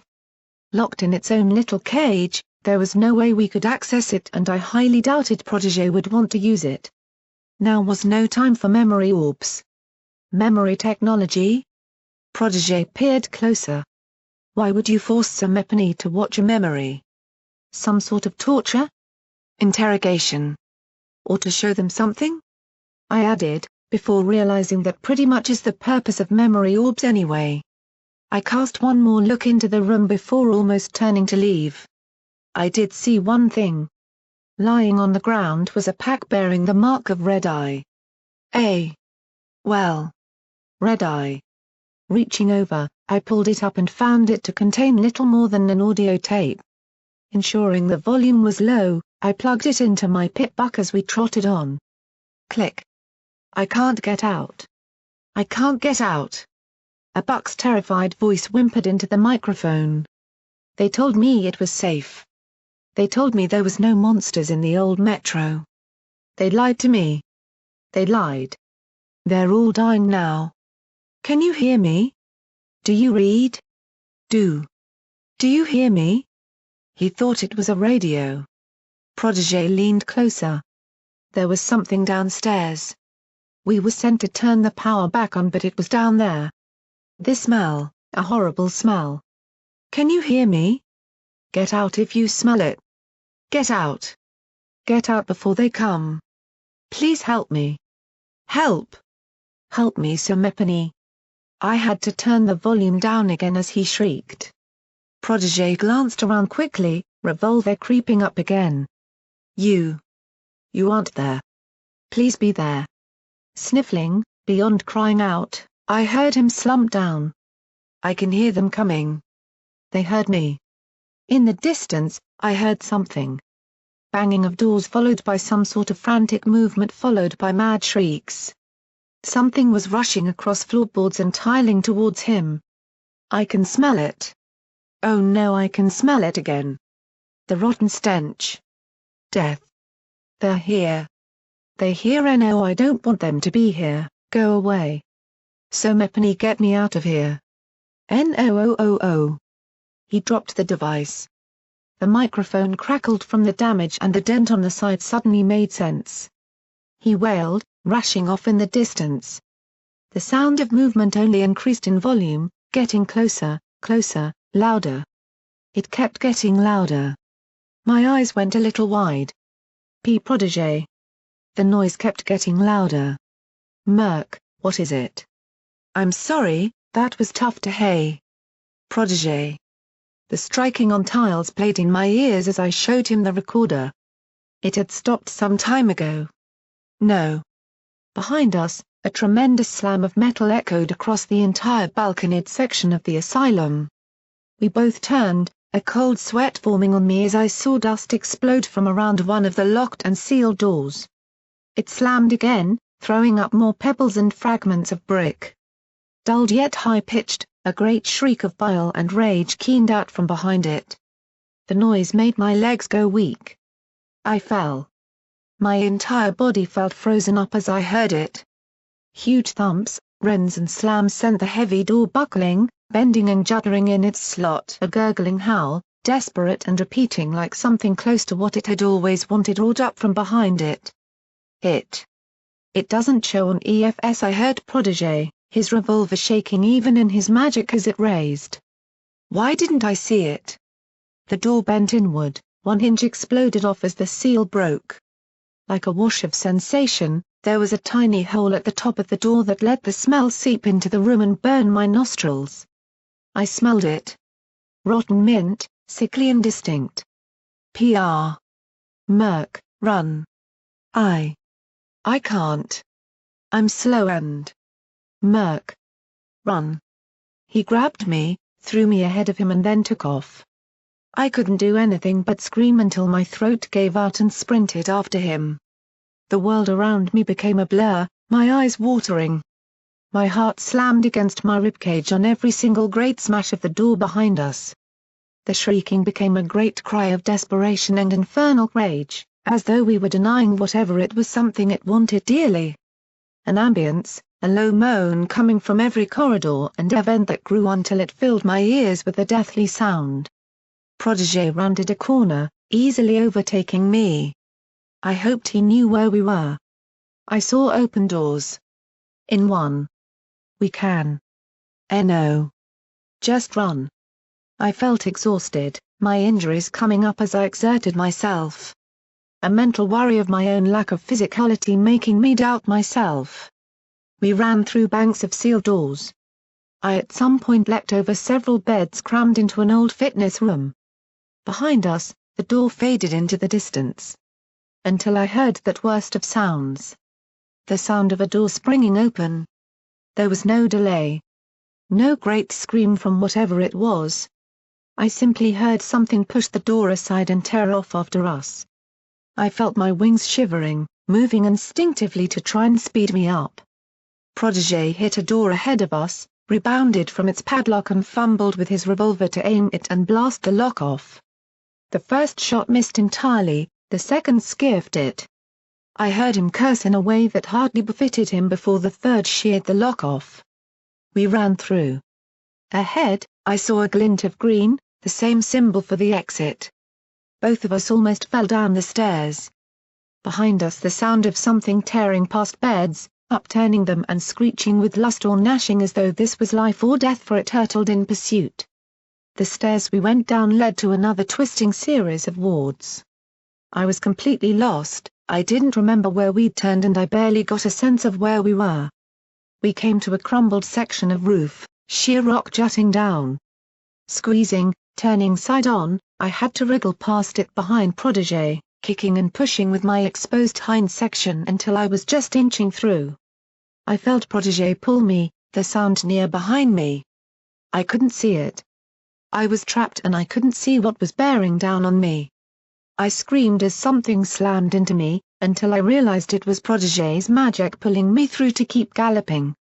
Something scrambled, fumbling at the wreckage before turning and leaving, a wet sloppy sound sucking on every motion, tinged with metallic tinkling. Then the unthinkable. I heard a second howl join the first. Somewhere off the right, a beeping sound picked up as I saw a flash of movement in the shadows outside of this room at the far end of the corridor. We were far past it before I actually saw anything, but the frenzied electronic sound mixed with the metallic screeching and low drawn-out moaning something akin to the noise of a creaking door. It smashed into the room behind us, bringing a wave of nauseous smells in its wake, that meant making me dizzy. Protégé turned and slammed a filing cabinet down in front of the door we just passed, locking it in behind us. Peeled wallpapers of peaceful Equestria lined the walls on either side. Maps of the area faded from any comprehension had fallen upon the floor. The door behind us shattered, the wood and glass exploding on every strike until they fell completely off. Protégé led us through what I suddenly realized was a reception, yet Protégé turned away from it as though to run deeper in. I shouted to him, grabbed his hoof. Reception. Door. Way out.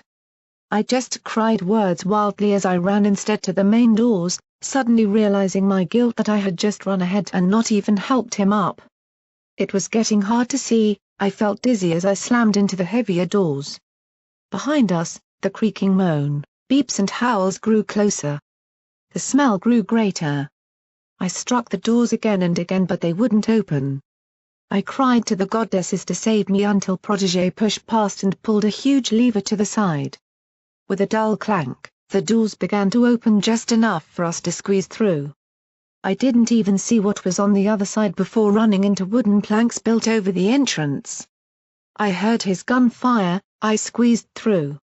Somewhere, somehow, I felt another lever on the other side and pulled it. Turning back, I saw the entrance we came out from had been nailed off like the ones on the inner metro.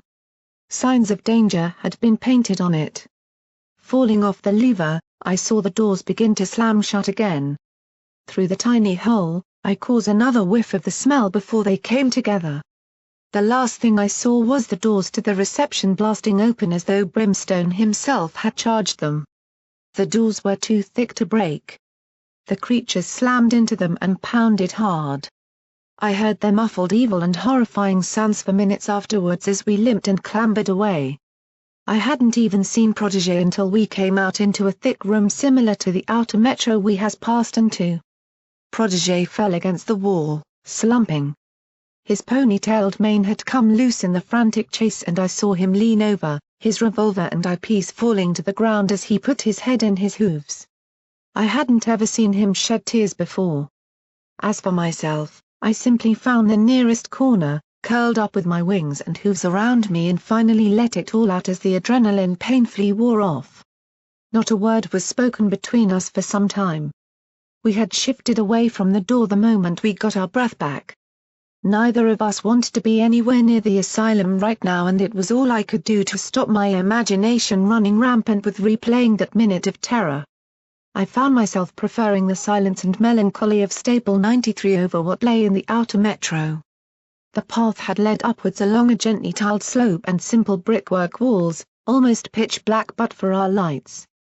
It was, however, entirely silent.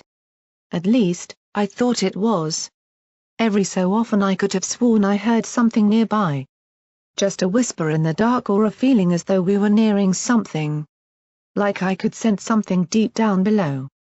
Shaking my head, I took a deep breath and a gulp of Radaway to ward off whatever I'd stepped in. Brimstone's birthday gift had made my life so much easier. Ahead of me, however, I saw Protégé stop and stare for a second. He looked to the side briefly as though just at the wall, before shaking his head and moving on quickly. I could have sworn I heard him mutter nothing under his breath. I trotted closer. "You are all right?" "I'm fine. Just thought I heard someone there, felt something in the air." So did I." There was a brief pause to look at one another. He simply shook his head and kept moving. "This place was not meant for ponies. Let's just go." I followed behind him. Yet even as we trotted, I kept looking behind or below me. Little sounds of air moving with no wind in the air playing around us. Like the ambience of a gaping cave. Protégé seemed more than a little uncomfortable, shaking his head again as we turned a corner and saw it. So this was Ministry Station. The great door ahead of us, the back way in it bore a massive bronze emblem of the Philadelphia Metro. It surprised me, really. I might have given more thought to what it might have looked like or even what I might find, but with my mind so preoccupied on simply seeing the outside world again, the very place I'd strove to find to make that happen held little imagery in my head. Now, far beneath the city of Philadelphia, I had found it at last. The large door before us slid open. Yet once Protégé had pushed it, there were no creaks or stiffness. It quietly fell aside. This was not what I had ever expected. Not in any of my active imagination. Inside, was not like my world. I had to squint as bright light flooded into the dark corridor. I heard Protégé mutter in disbelief and cover his eyes briefly. A white glare, clean and warm, filled Ministry Station. Peering past, I saw that it was fully functional lighting panels over white tiles. I saw a smooth marble flooring dotted with polished metal patterns. There were clean walls, free of graffiti, stretching to either side along a platform studded with benches and backed by murals upon the walls. They bore visages of the goddesses. It was not unoccupied. Before us, once our eyes had adjusted to the metro platform's light and shining brilliance, we saw slaves working frantically around it. They polished the murals and swept the floor of any dust. One was repairing a lighting panel near the back.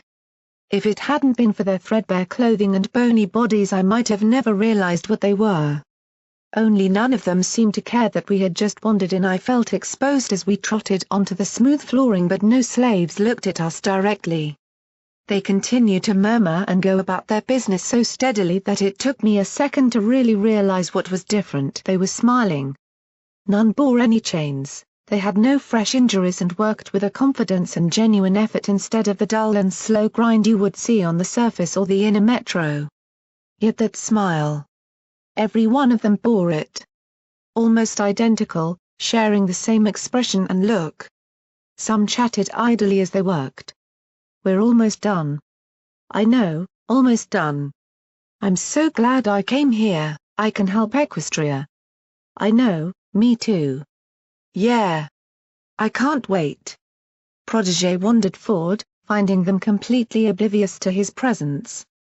The platform stretched ahead of us, with 3 low rounded passageways on the left leading further into the station, while the metro line lay over a lip on the right. The tunnels at either end had been closed off entirely. Or never even dug. It was just smooth stone. No wonder it had taken so long to find this place. "What in Equestria is this?" Protégé muttered as we moved further in, holding his head and wincing from the bright lights. I didn't know, but I could feel the hairs on my neck rising and my heartbeat increasing. I had expected blood and whipping and slavers shouting and not this. This was somehow worse. I could see it in their faces, they all wore the same expression. Their mouths were smiling but their eyes were dead and lifeless. I finished the panel. Good work, that's one more thing finished. Wonderful, there's so much to do. I'll go ask what else I can do. Okay. Goodbye. Goodbye. A slave wandered past us, passing between Protégé and I got a good look at that lifeless face. There was no spark there. He moved into one of the passageways and disappeared up a stone stairway. The others simply continued their work. Even as I glanced at those stairs, I heard the sounds of working going on above and below us. The soft tapping of hooves moving calmly in every direction. All seeking just to help what they could nicely and without any worries.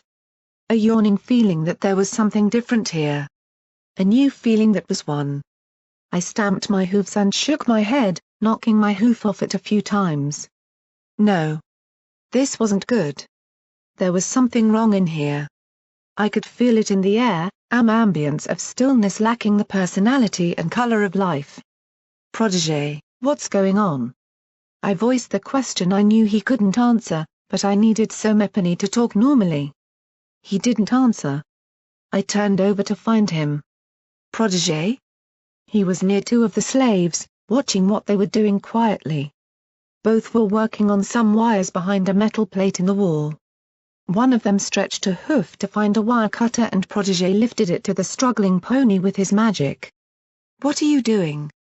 He blinked and turned back to me, as though surprised or even embarrassed I'd seen. Just handing it. No, nothing. Nothing, I'm fine. This place is not what I expected. There's something very very wrong here, Murk. Let's get deeper in, find out just what Shackles is doing down here. I don't even know what to guess or where to begin.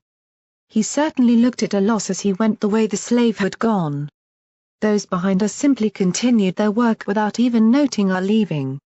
Yet even as I went onto the steps, I heard something. A scratching and earthy sound of something moving quickly. Turning back, I saw nothing but could keep hearing it. The sound was coming from the metro line, behind the smooth stone that blocked off the tunnels. Very faded, lessened by the thick stone, I heard something gurgling and beating against it. Dull thumps and wet cracks. Then I heard a creaking moan. Then another. A third. A fourth. It was them. The stone that blocked up the tunnel trembled as a muffled shriek broke the calm silence. I felt Protégé stand ready to flee again as the beasts slammed again and again into that apparently thin wall of concrete keeping them out. Fragments of dust fell from above. Sickeningly wet slaps of something impacting against it rose higher. Yet the slaves around us didn't pay any heed. Two of them were right beside the wall applying new layers of material to the tunnel to cover any of the small cracks I could see. They didn't even acknowledge what was right outside.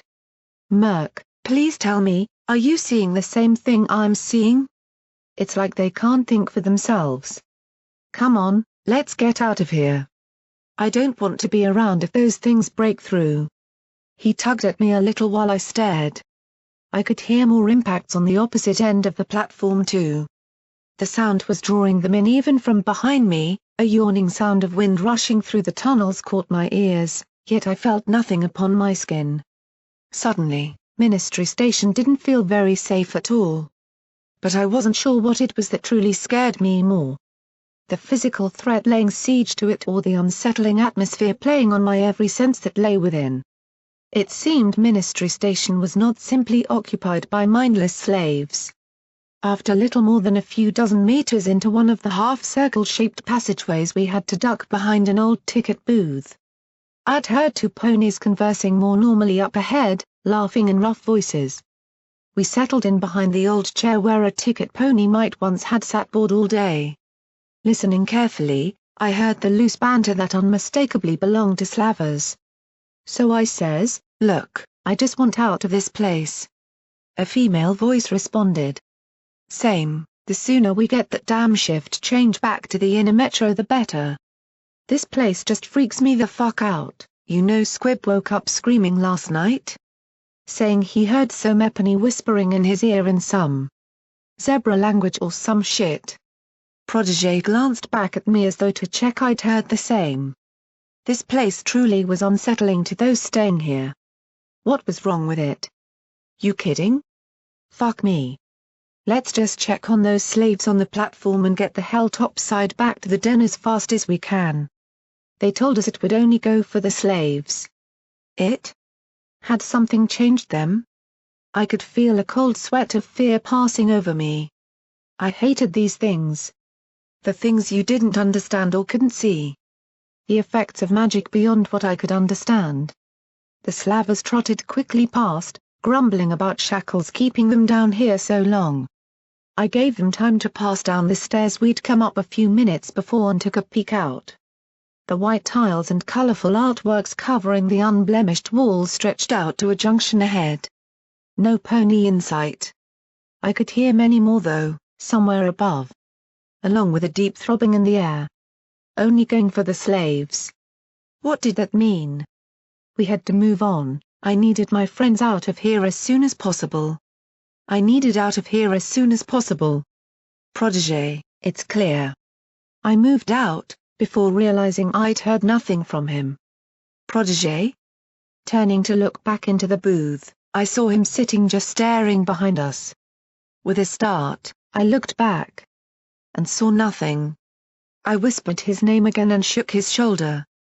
Blinking, Red-Eye's apprentice made a little shake of his head and a little gasp. "Are you all right?" He looked over at me, as though surprised to see me there. Yes. Sorry, I was just finding it strange that such a place exists. I'm fine. This place is just incredible. If we could preserve this, bring it back to perfection. Maybe. I just muttered to myself, not really caring much what anyone did to it so long as I was nowhere near it for the rest of my life. It's clear, come on. This time, he followed and we crept further inside. The roof opened up, revealing the junction to be part of a larger network of tunnels down here. On one side there lay a gigantic curved staircase of the same marble while every exit from this junction bore a brass emblem above it. Likely leading to each of the platforms, but the old equestrian architecture properly lit and cleaned by the slaves wandering around us and polishing them was already as breathtaking as it was unsettlingly different. Amongst this light, I felt exposed, unable to hide. At the bottom end of the junction, opposite the stairs, I saw a large metal door with welded plates holding it shut. I could only imagine why. "Do you hear that?" Protégé stopped and looked around. I couldn't, that in itself was unusual. "Hear what?" Just something out there. I swore I heard Somepony trotting nearby, but all of the slaves are still. Clearly, Protégé was more spooked than I'd known. I just shook my head, cantering past quickly to the stairs. They had to lead to the main level of the station. I hopped up each of them in turn, trying to ignore how loudly my hooves seemed to echo in an area that no other sound echoed in turn. My head was hurting. Just get your friends, Murky. Concentrate on your friends and getting out. I reached the top and found the source of the noise. Wait. A noise? Why hadn't I heard all this below? The sounds of mass ponies moving around, of work going on and others shouting or conversing everywhere. The sound flooded in, only realizing it as I walked across some unseen barrier and left the silence of the tunnels below. I came across the primary floor of Ministry Station itself. I had expected some shop outlets, ticket stations and benches. I got them. But I didn't expect this. What I had emerged from was but a small stairwell down to the platforms. Ahead of me lay a gigantic room, taller than it was wide. Great columns of white marble rose out of a mosaic floor toward a curved and lavish roof. Decorated archways surrounded the open floor, hiding the empty units where the shops or waiting rooms might have been. A huge round desk lay in the middle of the open floor, where tickets much once had been sold. It was filled with slaves. They moved in lines, hooves moving in sync with one another as they trailed or collected wires. Some hung from the ceiling, repairing the lighting panels that had shorted out. The floor was covered in ministry workbenches that I'd once seen in Aurora's workshop, and each bore another slave fixing all manners of talismans, spark technologies and mechanical items. Others offered inane and dead conversations on basic observations as they swept alongside one another to get rid of the industrial burrs and fragments that fell to the floor. I simply stood and gaped. Ministry Station or whatever it had been called before the balefire. It was a masterpiece of design hidden below the city. Only not it occurred to me, this was supposed to be the link between the inner and outer metros, a primary location for any pony who came to Philadelphia. It was to be a crown of design. And it likely had been dropped and left unfinished the moment the war effort had instead taken the funds away. For all its grand nature, it held no equipment, nothing to set a metro station in motion. Now it was nothing but a precious secret to those who had found it. Aurora Star's hidden research area where no pony would ever bother looking. I felt my fleece grabbed and pulled back. A black hoof covered my mouth from the squeak I made in shock, and I felt some Epony hold me still. SSSH. Protégé. Confused, I shifted to look before the slaver trotted by while munching on an old packet of dried biscuits. Blinking, I began to see the familiar things I'd missed in my astonishment. Slavers wandered around them, checking on progress. There were no whips, chains or canes.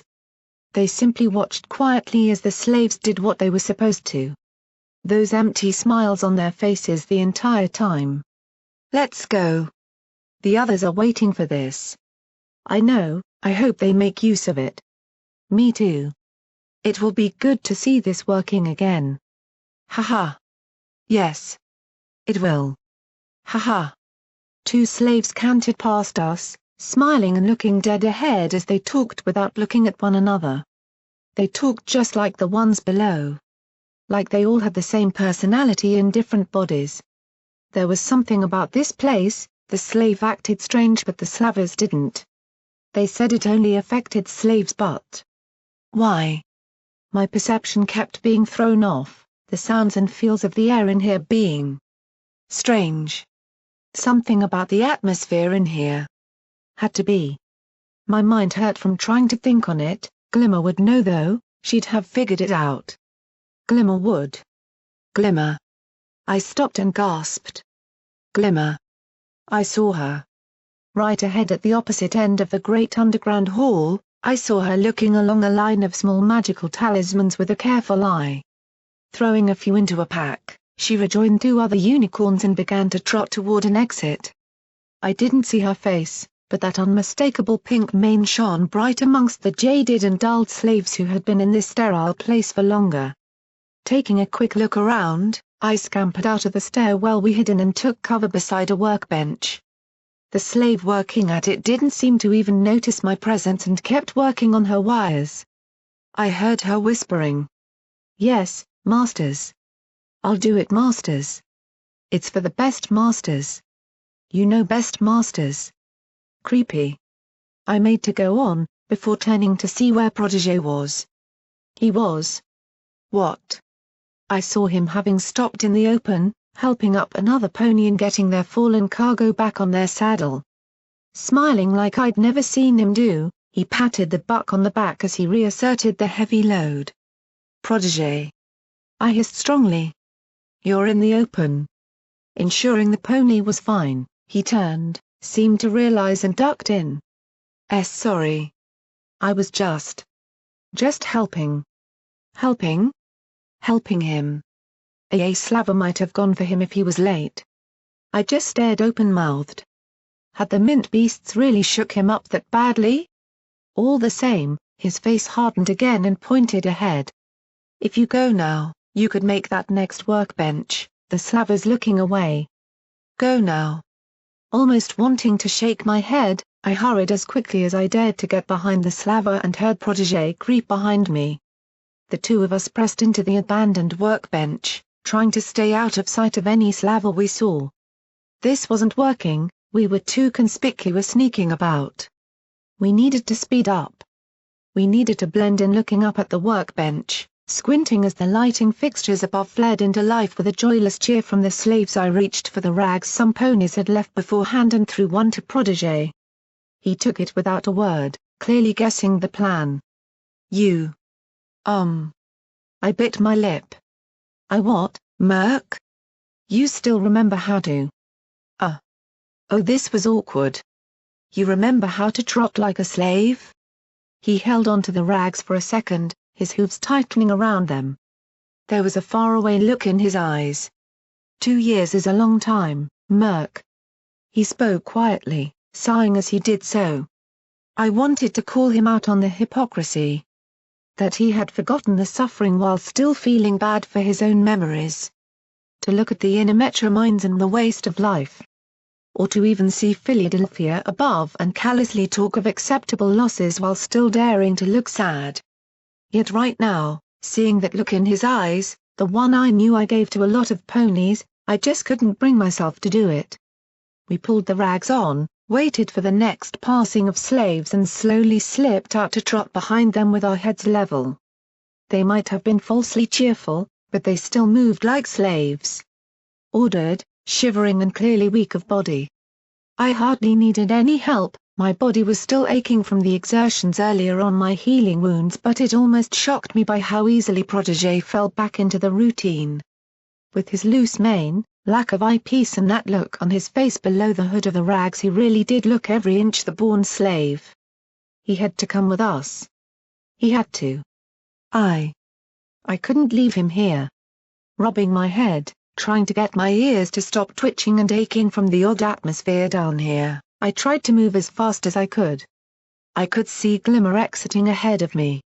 She was talking to the mare beside her, probably flirting or something. I couldn't wait to see her again. We came to the same passageway she went into. It was ringed with that same brass pattern and lined with carved wooden benches either side. She wandered in ahead of us, turning a corner farther down. We'd made it. We both sped up, cantering after we left the main room. It was so quiet in here. It was. Wait. I turned, hearing the main room again behind us filled with activity. I saw Protégé look oddly at me. But it had just been silent. Why had all the sound went for a few? Merc, come on. I felt my breathing increase. This wasn't right. Turning, I followed him as we pursued Glimmerlight. The corridor led to a larger room with plush couches and low tables. An empty space for a bar was across one side behind crystal clear stained glass. Some sort of VIP lounge. She must have gone already, had they galloped. I heard a door close to the side. There. We both turned. And found a blank wall behind the VIP couches. Merc, what are you pointing at? I didn't know. I had heard it. I looked closer, seeing the lines where a door had once existed before it had been filled, and Protégé trotted up to it, running a hoof along them. They've laid concrete to cover the door. So Mepany really should fix this up. It looks wrong without it. Would only take an hour to. The wall shook in, a guttural howl right behind it. The sound of bone cracking against a hard surface set the entire block door trembling. We both screamed, falling back across a coffee table to get away from it, the reason why they'd blocked it up becoming clear. Those things were even inside here. Trapped in pockets of sealed rooms. The wall splintered, pieces of dust and pebbles falling from the joints. I saw small cracks form up the sides. That blockage was strong, but it wouldn't hold forever. Rapid horse retches like something trying to throw up matched the pace of something hitting it again and again in vain, sensing even the slightest chance to get through with desperate intent. Up ahead, I could hear her voice in the distance, as though not even hearing what was screaming at us through a thin concrete block. I couldn't take it anymore, there were no guards. I galloped. I leapt over the couches, sprinting to the other side despite Protégé's protests and rounded the corner, away from the monster behind the door even while it shrieked and drew slavers running behind us, ordering slaves to patch it and block it up. I heard one shout, "They're trying again," before we got out of there. This was new. The corridor opened up, raised over depressions on either side behind frames where glass was clearly once supposed to go. I could see banks of terminals leading to rougher carved tunnels at the sides and various machines of magical technology all around the walls. Slaves tinkered over them or typed on the terminals with strange excitement on every movement other than their faces. The Zebras and Aurora had torn this entire part of the station apart to fit a full laboratory. Whoa! Protégé breathed as he saw the torn walls and advanced machinery in various states of activity within. They must have somehow smuggled entire generators down here to power this. Or it's powered from something already here. I muttered, remembering, and indeed still feeling, that same surging of power from somewhere deeper. Somewhere up ahead. We slowed down, seeing the slavers below wandering amongst them. We were still close, only a few steps kept this corridor higher than the lab areas either side. Cables hung from the ceiling connected to memory machines and tables for ponies to lie on beside headsets. The thought of those same ones in the asylum came to me rather uncomfortably. The raised walkway we were on continued right over it, meeting another one going horizontally across the room too, leaving 4 giant lab areas around it. Reaching the cross, I looked to either side. There she was again. Off to the right, about 20 feet past where the walkway ended and became a clean corridor again, she waited beside a huge metal door that had clearly been installed by Aurora's teams. It didn't match anything in its huge brutal weight. I was so close. I had to really fight to keep my trotting at a slave's pace, moving forward. I felt dizzy from hope, pain in each leg like it was slowing me down and holding me back. My eyesight blurred as I felt the world around me spin a little. Voices from below mixed, sounding older, cleaner, more scared. What was going on? I could see slaves below all holding their heads, some sort of pressure in the air. Staggering. I tripped. A sound of wind passed by again, throbbing in time with crackling sounds in the air. There were more voices here, somewhere, down amongst the slaves. A different language. No. No. Glimmer is there, wake up, Murky. Wake up and move on. You're almost there. Opening my eyes, not even realizing I'd closed them, I began to move forward, hearing the groans around me. Protégé had fallen too, like many slaves. The slavers looked unnerved and silent. I heard voices but no pony was talking. Then it passed, as suddenly as the pressure began, it left and normality snapped back. I couldn't take this. I galloped forth, trying to catch up with her before that door opened. I felt more waves of pressure and more fuzziness in my head but I pushed on. I heard Protégé stop behind me, gasping suddenly. After too long, I reached Glimmerlight. She was looking at me and I threw myself onto her. Sis. We're here. The pony I'd grabbed turned to me, surprised at this little buck holding her. Her emotionless eyes above a dull smile raised an eyebrow. Hello. I've got to get back to work. Sorry. Shall we talk later? Not since our argument had I ever felt my heart sink so far. No, Glimmer. No. Sis. I pawed at her even as I heard the door behind her opening, the sound of a booming voice within cry out for them to go in a familiar voice. One that snapped at my very soul. So Mepany was tugging me, throwing his hooves around me to pull me desperately through a door to hide. My hooves flailed out, a hoof covered my mouth to stifle the plea. Yet even before the door closed, red magic snapping it shut, I saw that colossal metal door slide away and Glimmerlight smile and walk inside past chain-link shackles himself without a care in the world. Even as I struggled with Protégé, crying and wanting to shout out, I heard the gigantic door slam shut and I fell back, hopeless, before collapsing into a curled little ball. Sis. Part 2 will release on November 12.